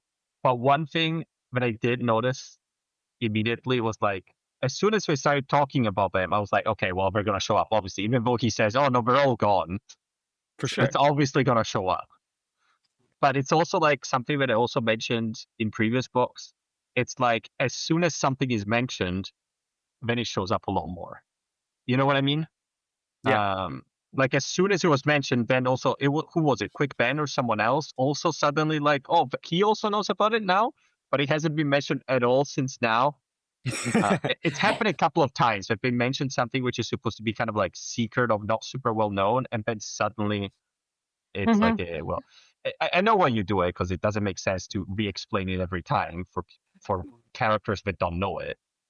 But it did, I did notice it because I've noticed a couple of other times this happening. Yeah. But I'm interested in knowing what happens because it's obviously set up for something cool in one of the next books, right? Or in the side books. I don't know. I could imagine it being a side book thing. The one thing I would like comment on in relation to that, to your critique, which I understand and relate to, is I think it's tied into like how Erikson writes, that he's talked. I believe he talked when we interviewed him about his training is as a short story writer. Mhm. And so he's like writes every chapter as its own kind of short story. And so I think it's, if you think of it that way, I think it's then not a coincidence that he brings up an idea right before it's going to become prominent in that chapter, because he's thinking of it as that individual unit, that individual short story within the larger novel. No, that makes sense narratively. Yeah. I don't have any problem. It's just, it's kind of like when you watch a movie and then you're like, oh, that's the technical thing, or that's a metaphor, or that's like that, rhetorical figure. And it takes you out for a second because you understand, like you recognize what the author is doing mechanically. Right. You know what I mean? But no, it absolutely. makes sense. I agree. I have the same reaction where I'll have moments I'm like, okay, so we're about to like meet one of these people who we've never heard about before. Okay. It is helpful to like have the reminder, or not even a reminder, the introduction like before it, so it's not like completely like what the hell is going on. But you do have, it lampshades it, that's for sure. Yeah, I don't know. I do like also when authors do things which I don't expect. But sometimes it doesn't work, so it's a gamble. It doesn't necessarily mean it's good or bad. Yeah, I agree. What else? I want to hold off in talking about the epilogue and like where things end up, because that directly leads into Midnight Tides. talked You about want to talk Tavor. about We the talked about ghosts and Gamut, maybe? Yeah, sure. What were the things you guys wanted to talk about? I don't even remember what I said I wanted to talk about at this point. I think we talked about my thing, which is Oh, Felsin and Lorik. Tavor. Oh, yeah. We don't have to talk about Lorik right now. Although I'm happy to. But Gamut, yeah. Great I just guy. wanted to say I really liked his ending. It makes sense. Yeah. It was very well written, and like him just walking with it was very, very natural. Ending to Talk a about something storyline. surprising, right? That he dies of like the first time I read it, I thought it was an aneurysm, but I guess it's like a side effect of his Like a falling, yeah, hitting it's like his a head. subdural Yeah. hematoma or something. There you go. Thank you, our resident medical expert. But yeah, Because that's not something you read in fantasy, right? Like you don't ever see that shit happen, but that is a real thing, you know? yeah, he hit his head, had a bleed, compressed his brain, died. I mean, it's a good chance to say to anyone listening that if you hit your head and you feel fine after, you still probably should go to the hospital, get checked, because these things can come back later, right, Stan? Yeah, that's right. Especially if you're on blood thinners for any reason. There you go. But Yeah. I really liked important. this ending for Gamut. I think it was about as good of a ending as he was ever going to get. He even gets, I think, a kind of like a little ghost honey at the end. That's right. I forgot about that detail. No, he gets a happy ending in a weird way. Yeah. It's sort of the anti-Bidethal ending where he's kind of gets what you feel like he had coming to him in a good way, where he feels content with himself. He gets to redeem himself, his supposed cowardice, his weakness, where he gets to act the hero. He goes out and he fights in the army and he kicks ass and takes names. And yeah. Well, he was never comfortable leading. Great. He didn't like that position that No, Tabor put him in. He was a soldier, and he wanted to just he's a soldier. yeah. He believed that was what he was supposed to be doing, was just fighting, not leading people. He doubted himself every minute of the way. Well said. Absolutely. So yeah, I thought that was great, and I think I don't know. I think I kind of missed it the first time through. Just the poetic nature of it was the ghosts of the chain of dogs that avenged themselves on the dog slayers. Absolutely. Yeah, I really like that. And I like how it's written, because it's written like he's waking up and sort of joining them and not understanding. Well, he in the next chapter we're like, well, he died. And so I think it was very well written. Like that whole his ghost sequence. talked to Grub. We find out that kid gets weirder and weirder. That's right. Yeah. Good Sees stuff. dead people. The cycle of violence closed itself. Yeah. I was wondering though, why? Like, okay, I get the ghosts of Raraku coming back to kill the dog slayers, but why aren't, for example, the ghosts of the previous people that Malazan killed coming back to kill them? You know what I mean? Why is it just the dog slayers? I thought it fit because, well, it was the dog slayers. It wasn't just the dog slayers. There was also like these ancient armies they mentioned, which fit in with, I thought, with Chain of Dogs when what was his name? The mage that was with Coltane was working. He kept raising these spirits of the desert to fight for them. Yeah, I just felt very biased, I guess, for some reason. I was like, why these guys? If you have to go for like the mechanical reasoning of it, I think it's related to the Bridgeburners' ascendance. These are dead people who are ascending, and so the boundary between life and death is thinner for that period of time in that location. And so all of these dead people walked up. Now, that said, I do feel, again, like it's an Ouroboros where it's like, well, of course that was going to happen. Like things are all kind of coming full circle. And I do think there's a ritual aspect to it where, again, the yet to be named, currently unnamed Malazan Marines walk in the shadow. They repeat in reverse the path of the chain of dogs. By completing that loop, right? There's like ritual significance to that. Yeah, that's what I thought. In a magically infused place like Raraku, which we know is this transformative, supernatural location. And I think that's what made it happen. They did not plan on that, right? Yeah. But they No. turn, just like they turn that bone fetish Well, no, into a symbol of strength, they turn this tragedy into their power. well, it did talk about how they picked up these ghosts along the way. Like, they didn't just Right. rise up there. Like, because they were coming back through that walk, I think is the implication. They picked up the Crow clan, and yeah, like they picked them up along the way. Well, exactly. Right. But also, I want to say, Exactly. I think Corbeau Dom and the Dog Slayers just suck that much that even the local ghosts were like, "No, we don't like you." Valid. Yeah, I guess. But as far as ancient warfare, they weren't bad. They're just they're just fighting. I don't know. Corbeau Dom was trying They to like suck. They're betray traitors. everybody in a power play. Yeah, but I He mean, somehow if you've thought this read was gonna any make sort of him medieval, the new I don't know. emperor. Like that was his goal. Yeah, but in all history, there's always people betraying each other and generals switching sides and feudal That's true. lords going to the south. Like it didn't feel like they were that bad personally. They're just the enemies are main characters, I guess. But they didn't feel like Counterpoint, super. they have literally no morals whatsoever other than power. Like, they have no code of honor. It's not just that they're betraying for one side, for another side that they think is actually morally right. They're fucking flip-flopping. Yeah, I mean, They have no. I, They're entirely driven by power. counterpoint to counterpoint. I'll say it did seem like Corbeau Dom's guys were really loyal to him, like especially his Talon. Like because they were exceptionally loyal True. to him.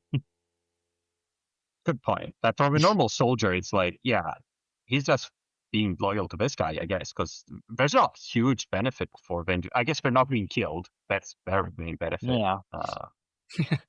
But if you think about every single legion and army in the Roman Empire that supported this and that other pretender for no other reason than getting more loot or getting power, there were like so many, it was happening all the time.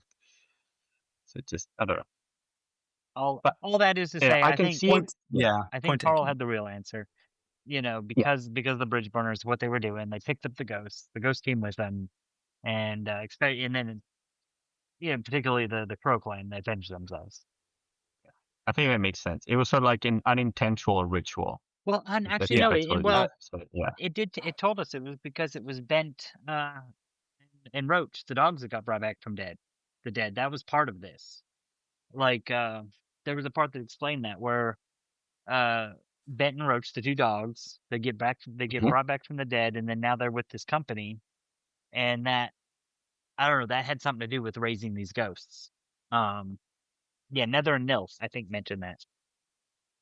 Maybe it makes the barrier thinner between the two worlds or something. Who knows? Absolutely. I mean, I think it just comes down to it's fundamentally this unintentional ritual that they committed. That makes sense. And it worked out. It worked out for him really nicely. I mean, can you imagine? Like I feel like you'd have to be maybe a little disappointed if you're one of them Malazan soldiers that like you have been pissing your pants with terror to fight, and also probably really angry and wanting to avenge people, and then you wake up and they're just all dead. Like the relief you'd feel, and also the like, I just have to imagine you would have mixed feelings about it.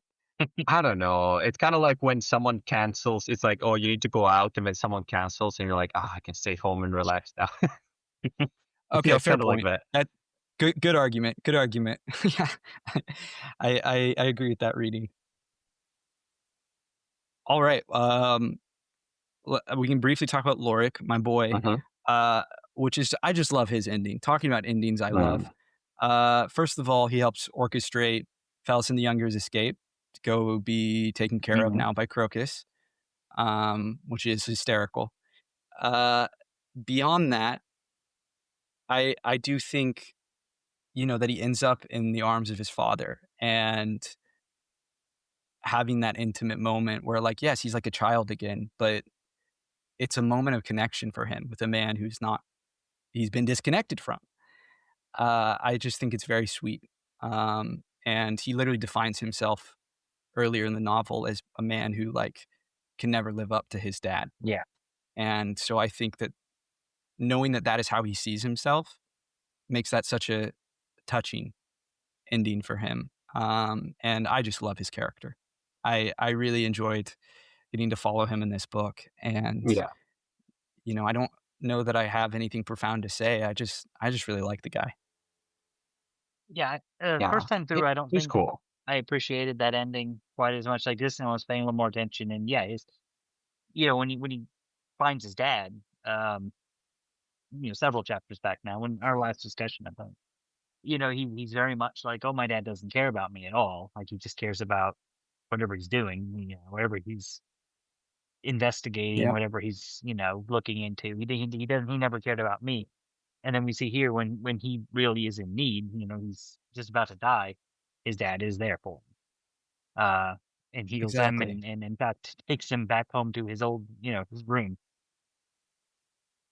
Talk about a Deus Ex Machina. Literally, that God showing up out of nowhere. Love that shit. Yeah. That's sort of why I change- found. Go ahead. All I was going to say was that all of these very emotional things happening is what made this so satisfying to me. But I feel like there's just a lot of emotion here if you have the full understanding of everything that's going on. Like that's why I find it very climactic. But it's not like a traditional. Other than Karsa, it's not like a traditionally climactic end to a book because it isn't like a big battle. It isn't everything that's kind of set up. It's just a series of in my mind, very heartfelt, cathartic, emotional endings for these different characters. Like personal that I just found very powerful. Yes, very personal. I think that's a great word to use because to me, I think that's why this is my favorite book. Is it felt the most personal to me of any of the books we've in the Malazan books. I mean that we've read so far. None of them have felt this intimate about the characters. Everything felt so deeply personal to the characters. And what they were doing. Yeah, it's like what I said before. Like each of the characters has their own ending and their own things, which kind of they finish independently, sort of. Even though they all happen at the same time, but they finish independently, as opposed to the other books in which many of the endings are very more intertwined with a big event happening. I feel, and here it's all more personal. It's about each person's journey, right? Yeah, that's fair. Well, and I get what you're saying. And I think that's the counter to the Ghost Army wiping out a lot of the rebellion is that instead of this big battle fighting them, we're given this kind of like everybody getting their own ending after that. We get, Tavor and Felison, and then just, all these individual vignettes of, wrapping up their plots. And I don't know. I really like it. Let me give the dumbest, nerdiest comparison to illustrate why I really love this ending and actually liked it more than Memories of Ice's ending, which that was one of my favorite books on the first read. So Captain America Civil War ends in a way that is very different than most Marvel movies endings, where it is a quiet little battle between 3 superheroes. And then the one guy, Black Panther, who's on a revenge quest, ends up deciding not having a big final fight and decides just to essentially not kill and in fact save the life of the guy he's been seeking revenge against the entire movie. It's all very intimate. It is not a traditional climax in a lot of ways. Emotionally, I would say it's the highest point. It's the emotional climax, but it's not epic, whatever. And for me, that makes it one of the more memorable endings to a Marvel movie. And likewise, House of Chains, I found this very impactful. So that's my, little superhero nerdy illustration of it. I haven't watched it, so I wouldn't know. You don't watch Marvel movies? I started when I was a teenager, and then I got bored because they were all the same to me. But I can see there's similarities. Yeah, I get it. Well, if they have bad. War in the title, they're a really good one. So Civil War, great. Infinity War, great. True. But yeah, I'm just not a fan of Marvel in general. But yeah.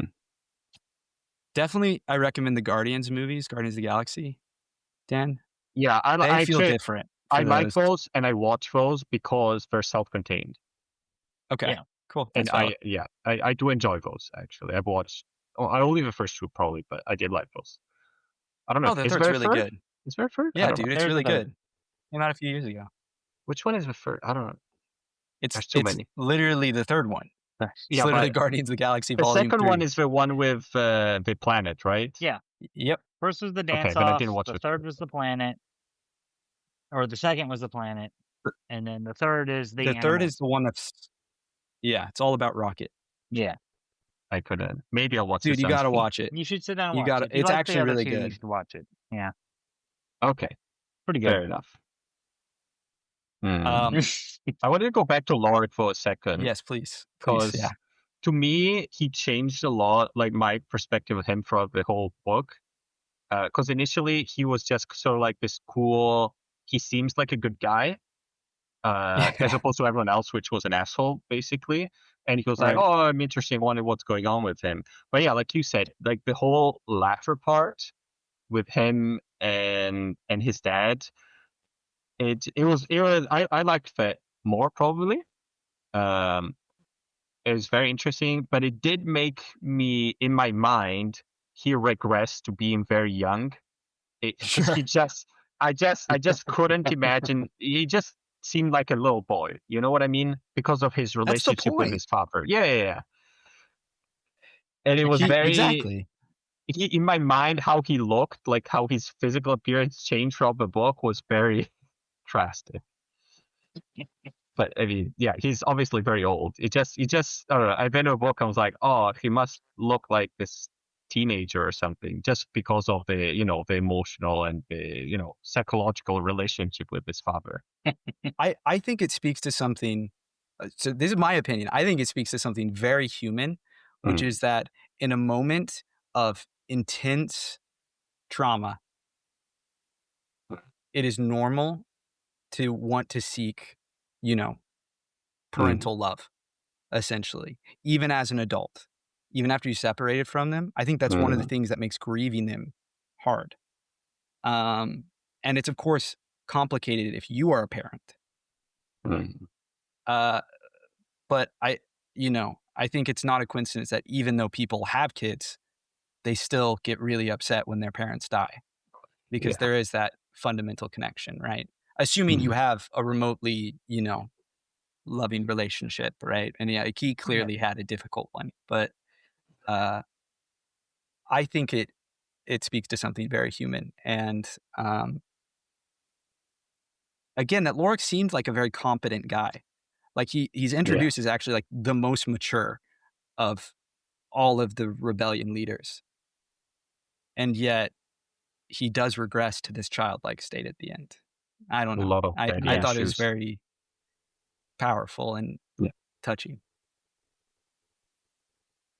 I don't know is he going to show up again? Not gonna tell you. Who knows? Maybe not.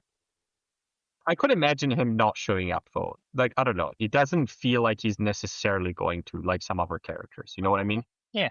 Yeah. This feels like it could be an ending for him. Yeah. Yeah, I hear you. Going back to his room. Anything else? Or he's grounded now. Yep. He's retired. Well, since we're anything else talking we want about to talk Lorik, about you before the end? were saying he saved Felsen Younger. So I mean, Felsen Younger, Skilara, Hiborik, and then we find out that the cutter is being sent to them. So that's going to be a group. Any thoughts on all of them? Interesting group. I found I actually liked Hiborik a little bit better, at least at the end of this, than my first read through. Oh, for sure. I mean, it's still kind of like I love Hiborik.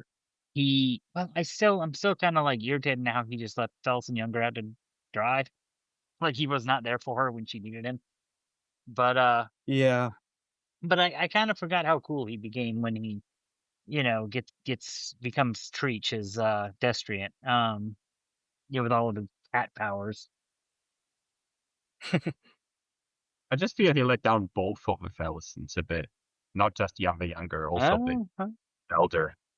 Well, I don't. Did he let down the older one? Because I felt like she fought him. Like, I don't think he could have ever not let her down. I think he could have, but also it's for me like that scene when she's in his temple and then she regains consciousness. Oh, that's I guess. true. Then he shoves her back out. Like that part was really put a bad taste in my mouth, I guess. Okay, Like that That to felt like me when she could is have helped her. Really. that was fine. is Yeah, like that scene encapsulates their relationship to me. yeah. That he and I love Hibork. Like he's just a broken old man. Yeah. You know?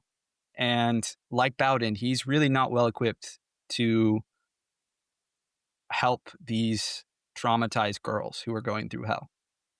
And I don't think it's a coincidence that he fails Fellison twice, meaning the elder and younger. Yeah. Right? Because the younger is very much the shadow, the innocence, of the elder. I mean, that just as like a narrative device. Like that's how she kind of fits into the story. And of course she is her own character too, but yeah. Hibork was just the dad. Yeah. The imperfect dad that happened to be around. It just feels like why some other characters in their own storyline, it's kind of like they did the best they could. I feel like he could have done better. I feel. You know what I mean? Yeah. Like he could have overcome some of his own limitations and be better for someone else. That's just what I'm thinking. Not saying he's a bad character, just saying that he should be crucified for what he didn't do. Because it's very human to not be able to do the best all the time and make mistakes. That's interesting. I don't know if I agree, but I also understand why you feel that way. I'm frustrated by him, certainly. I am not happy with him frequently. Well, he's going to show up again, I assume.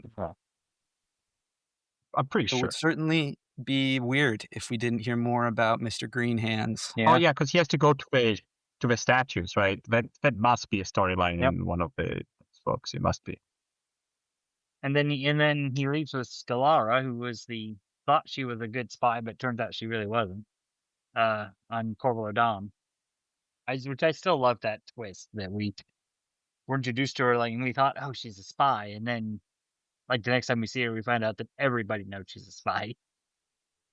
It is pretty great, yeah. But then and yet she's still killed. Like she's a badass. But she's still a badass. It's wild. That guard was gonna kill her. She's high and as she tricked shit. him. Yep, even high as shit.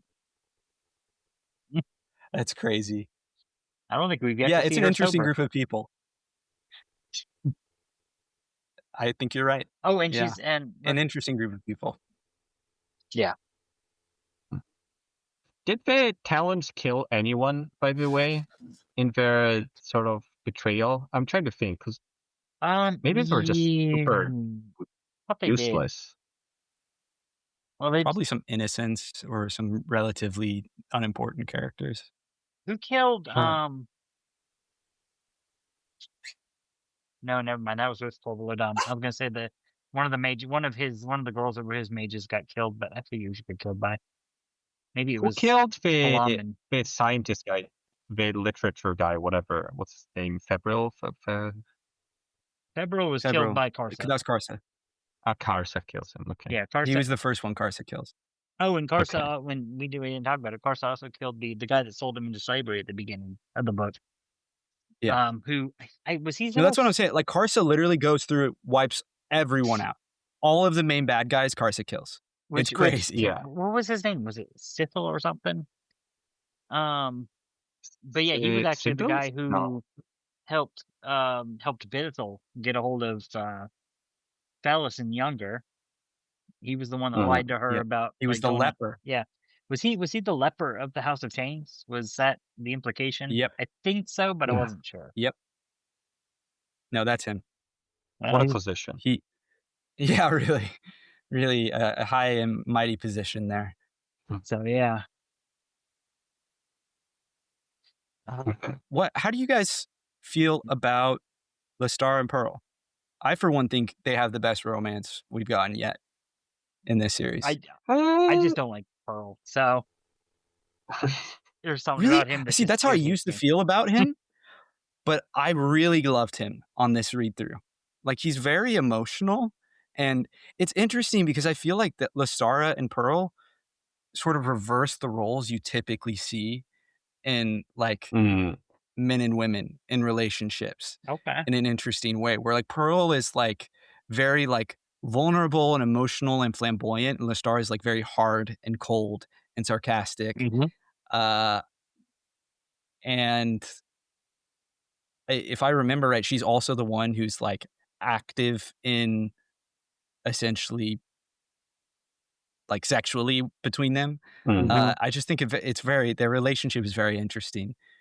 And Lestara tries so hard to hate him, and yet she falls in love with him.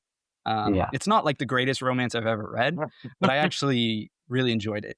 And I talking about, again, endings I really liked. I love their ending. That there is that, even to the last moment, the kind of will they, won't they. And Lestara is like, all right, come on, dumbass. Let's go. Yeah. I think it's It's very the sweet. second best relationship after Scarlpast and Mogora. Well, yes, of course. They don't have like a romance arc per se, though, but they are the best. I agree. It's implied. I can imagine it. Right. you Right. know?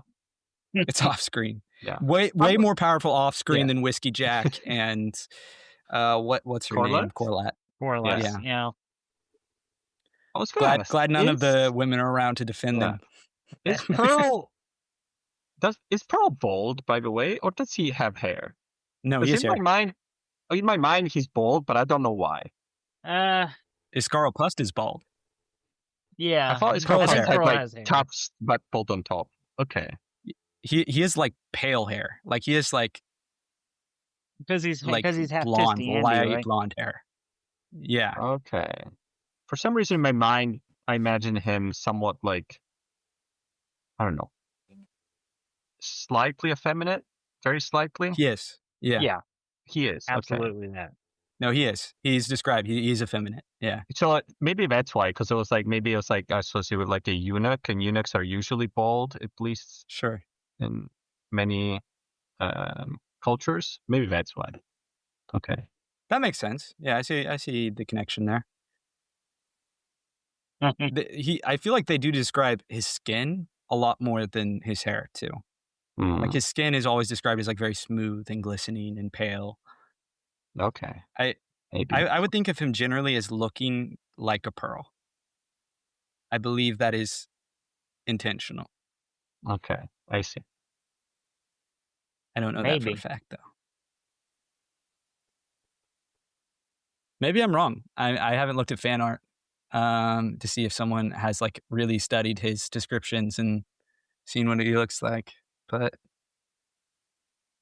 oh, this is dark hair, so I could be completely wrong. No, that's his light hair now. Dark hair? No, that's Lestara Eel. I don't know. Maybe there's no, he's bald in one of the pictures. Oh no, that's a demon? Is it a demon called Pearl? Pearl's not bald. That I feel confident There was a about. demon called Pearl in the first book. Oh, wait, that's Quickman why. is bald? Really? Yeah, dude. What now? He's a bald black guy. And he has a soul patch? Is that a soul patch when you have a tiny... The hair on your chin? Yeah. Is that the little... Yeah. Yeah. Maybe that's an artist's interpretation. Could be. Yeah, I feel like he's not described as having a soul patch. He definitely has facial hair of some sort. Maybe he doesn't, though. I don't know. He's bald, though. He's for sure bald. If he does, I will lose some respect for him. Well, it does not look good. It's a rare, but it looks good, I think. Yeah. No, for sure. For sure. I've definitely seen some black guys that have pulled it off. So maybe he's one of them. He's black? Are you joking or are you being serious? Is he? I don't remember. Yes. Yeah, dude, he's black. Is he? He and Kalam are both black. Are they? Scarlpust is also black. I thought they were like more Arab or something. Sort of. No. At least. Okay. No, they're described as black skin. Okay, fair enough. Yeah, they are. I missed it. They're like, yeah. Like more like, if you're going in that, like, sort of the Middle East side of the world, more like kind of like Nubian? Is that the right term? Like, yes, sorry, Dan. Yeah. All the cool bald guys are black in the series so far. It's true. Yeah, actually, I that's mean, it's not actually pretty negative, funny. but I just maybe I just associate because we've been in 7 cities for so long, and it just Yeah. feels, It's got the Middle Eastern vibes for sure. that Yeah. vibe. Yeah. Maybe that's why. No, absolutely. I think Lestara Yill, I think, would look Arab. Pretty sure she's like, Yeah. quote unquote, like brown skinned, and I don't know, man. It's tough to tell because like sometimes authors will describe people that we like colloquially would describe as black as brown skinned, and so it's always tough to tell. And brown skin covers a whole shade, like a range of shades, a myriad of shades. It's tough to say. Huh. And it's also in our mind we associate it with certain cultures, so we just tend to Exactly. associate certain characteristics with certain, physical appearances, even when they don't necessarily describe it that way in the book. Mm-hmm. Right. And I just looked at And you fan say art someone. for Lestara Yill, and it ranges from tan to black. So There you go. I don't know. No one can agree. Fair enough. All right. Do we want to circle back then to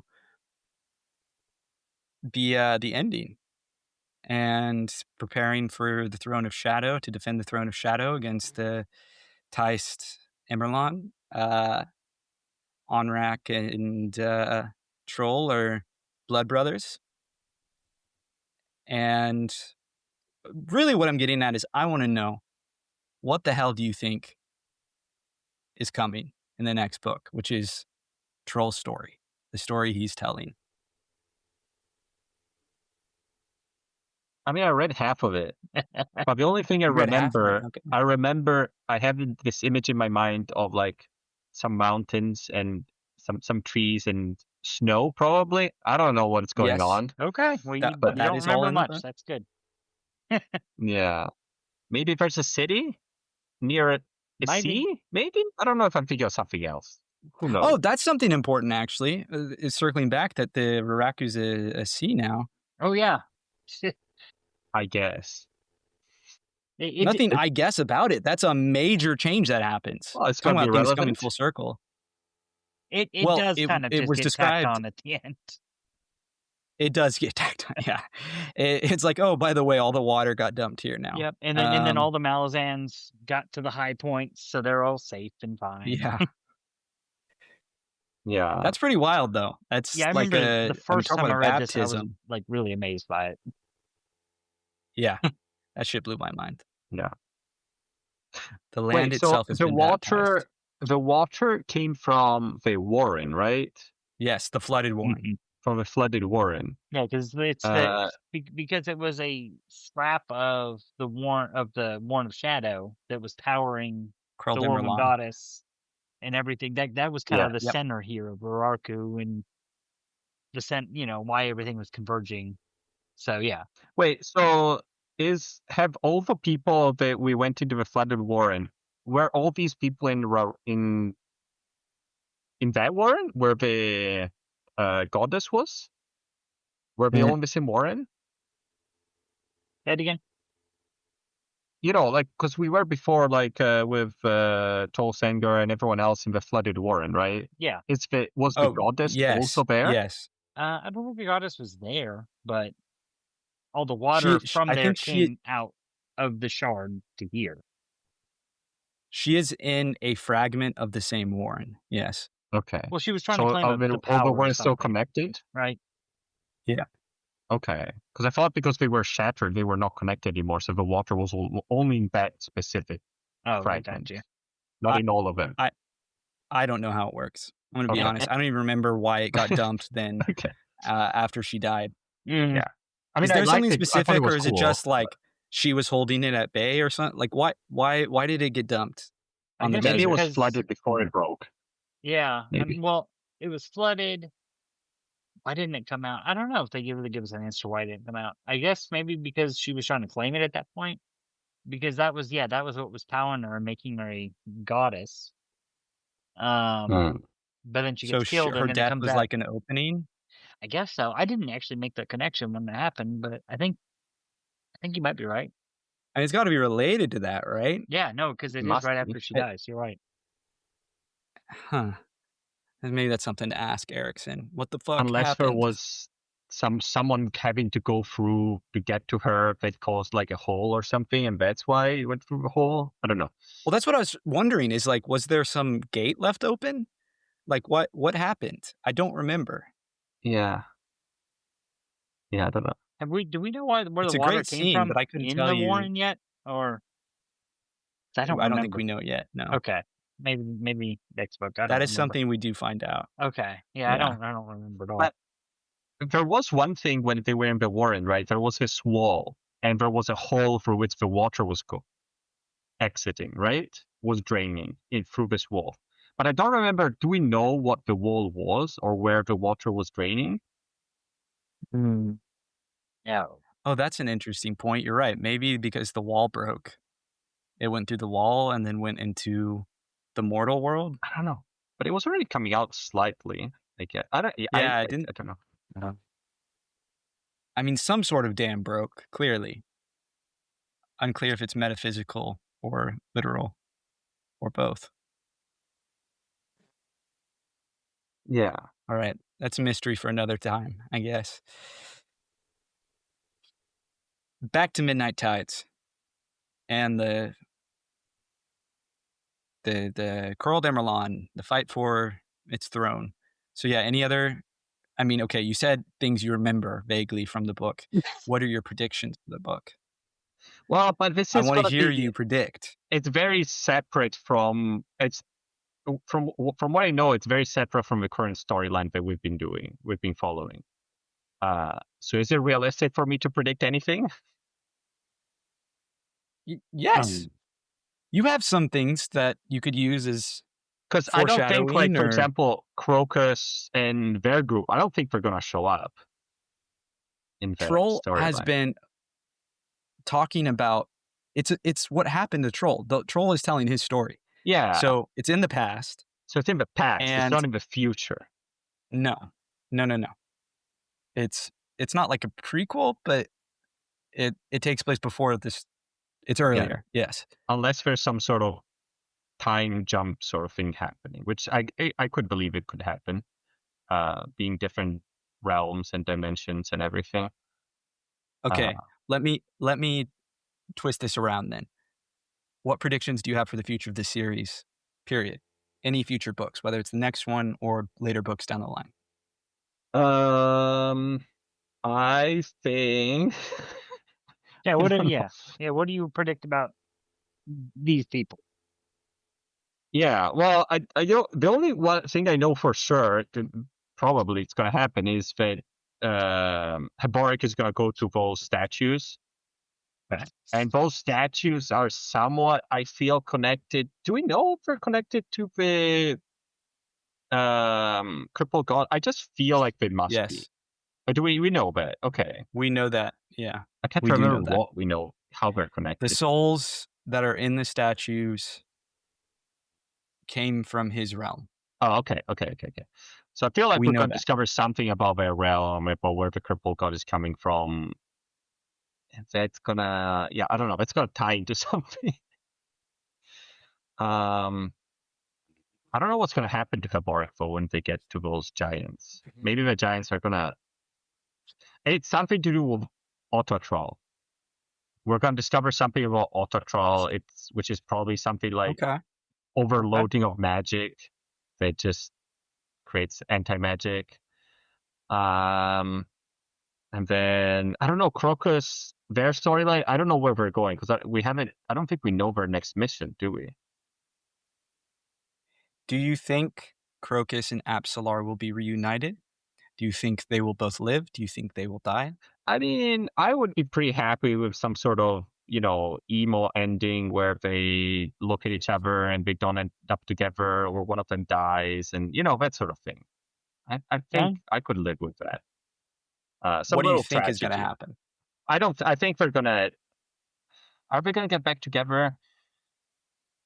I think so. I think we're gonna get back together, and I think they're gonna have a quiet life in the countryside, or she's gonna become the new goddess of assassins, and he's gonna become Shadowthrone or something. Okay. What do you think? I can see that. Well, what do you What do you think think- about the Okay.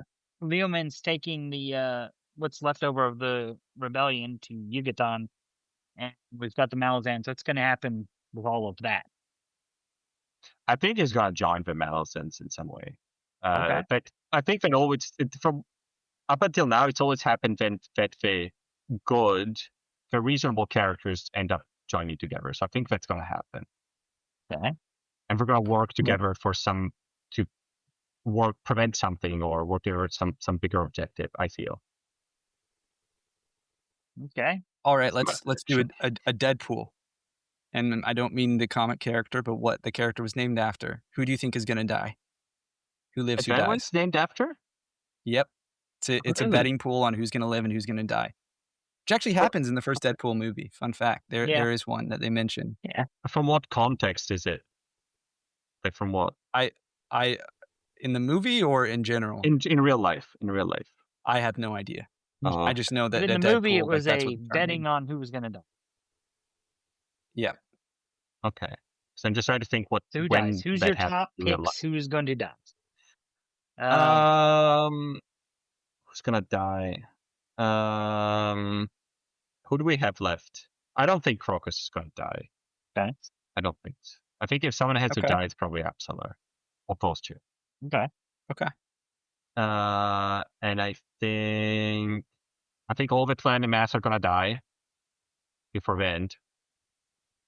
All our characters, and then who else? Who's left of the Breach Burners? There's Fiddler, there's Quick Ben, there's a couple left. I mean, we're definitely gonna Kalam. come back to them, Plum, right? Quick Ben, and then Picker. And then the ones that has got her, retired. a little squad left. There's like 5 of them that are in Darujistan. Yeah. Okay. I think Quick Ben is gonna die more than everyone else. It just feels. I feel like he's gonna have some ending plan to defeat the cripple god, and it's gonna involve him dying in some way, sacrificing himself. That's what I'm gonna say. Okay. Okay. What do you think Cotillion is sending Absalor to do at the end of the novel? I don't know. What could they? What's Shadowfront trying to do? I guess I don't know That's a what good question. thing is. I'm sure they don't want the cripple god to win, so they're definitely gonna do something about that, probably. I just don't know if they have their own. I assume they have their own objective apart from the cripple god. I don't know what that might be though. Because they definitely could have gotten the Throne of Shadows, but he doesn't want it. At least maybe he wants to be powerful enough. Okay, I'm gonna say that Shadowthrone has some knowledge about the Azov houses, and he wants to use them to get more power in some way. There's some secret or some trick or something he knows about the Azov houses that he's gonna use to, in some ways, not subjugate, but become stronger than the other gods. What do you think happens to the crippled god? The crippled god goes back. No, he doesn't go back home. I don't think he can go back home. I think his realm is destroyed in some way. I'm gonna say, I don't think he's gonna be redeemed. I can't see how he's gonna be redeemed.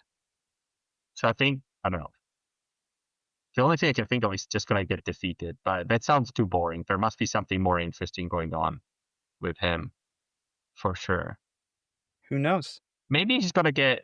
Okay, I'm gonna say something like he's gonna get subsumed and merged with Burn in some syncretic way that starts a new beginning, and then Earth rejuvenates itself in some way as a mixture of two different worlds. I love it. Somehow. It's great. I He's have probably written not all these down. We will No. definitely What are come you back doing to with- these.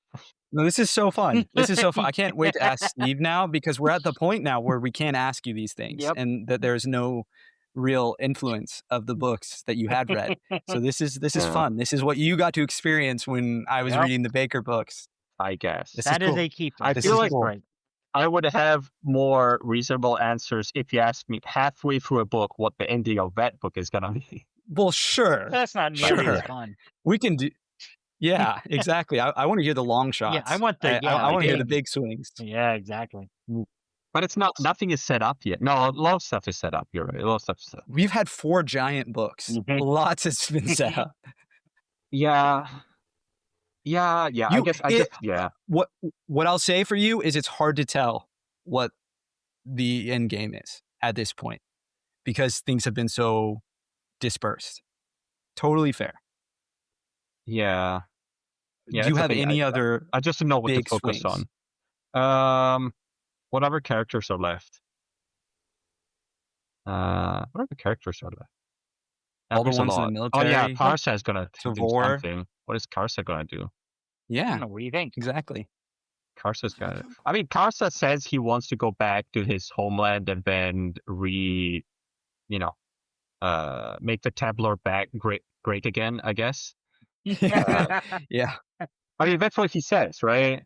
right. No, you're absolutely right. That it's literally what. Yeah, And he wants to make them conquer everyone else, it seems.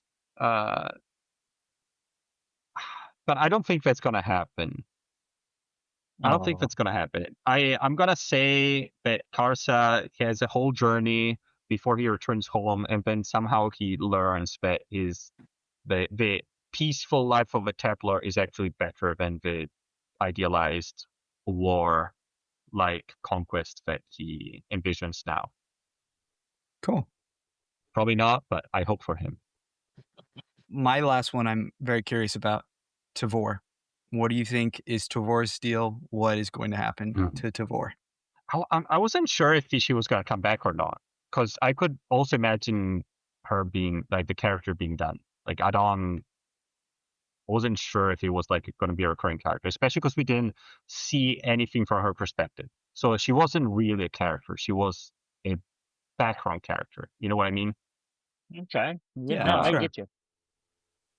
So I don't know. Are we going to get her perspective? I would be interested because I think she's definitely set up there's a lot of stuff set up for her to be an interesting character with her relationship between her and whatever the name of that woman she always calls is. I forget her name, but she always calls Amber. her after something happened. So I assume I don't know if I assume they're lovers, but I'm sure there's an interesting dynamic and relationship between them. And there's a lot of emotional stuff going on behind the scenes that we're not privy to. So I would be interested in seeing her perspective. I don't know if she's gonna see it. Yeah, we must. I think okay. I'm gonna say we're gonna see her perspective just because it's too interesting to not see, and the relationship setup is better to be later explored and be interesting. What's gonna happen to her? I don't know, because I don't know how the Malazan Empire fits with the plans, because it definitely fits with the plans of the gods in some way.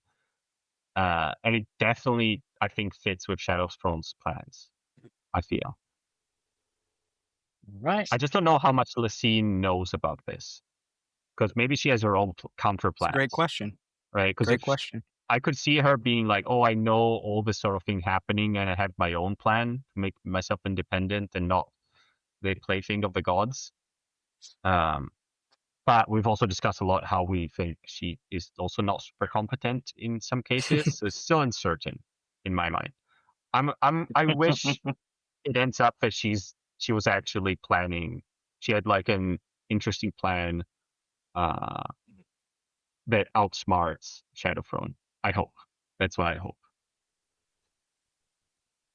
But I don't know.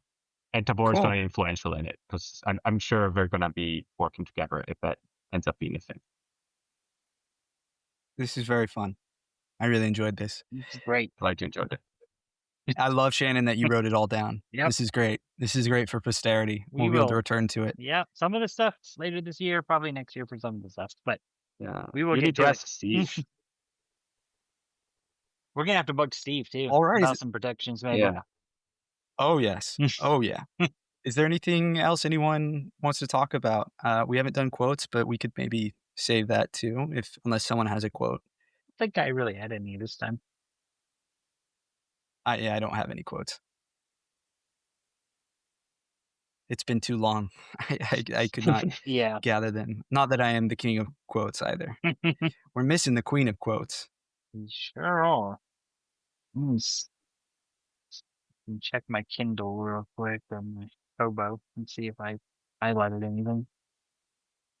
Well, while Shannon is checking, I'll just say to anyone who is still listening, still with us after all this time, went on this epic journey with us, we will be returning next week. We'll have a spoiler discussion for the whole Book of the Fallen, where we will be talking about House of Chains as a book within the larger context of the series. We sadly will not have Dan for that, as he still has to read the rest of the Book of the Fallen. And then Or maybe after that, luckily. hopefully the week after that, we will start Midnight Tides. We will, of course, post on the Page Chewing forum what the schedule is and update all of that. I would say if you're generally want to like get ahead on the reading, probably going to be 2 or 3 chapters, safe bet, usually around 100 pages every time. All right, Shannon, any quotes? See.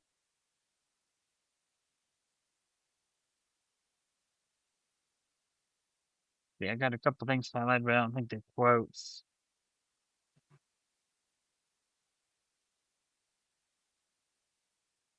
No, this isn't a quote. This is just something about Lorik that I don't want to talk about. All right, we're good.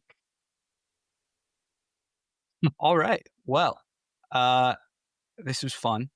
I'm really excited to get into the books now that Steve and Dan have not read. Mm-hmm. Thank you so much for listening, everyone.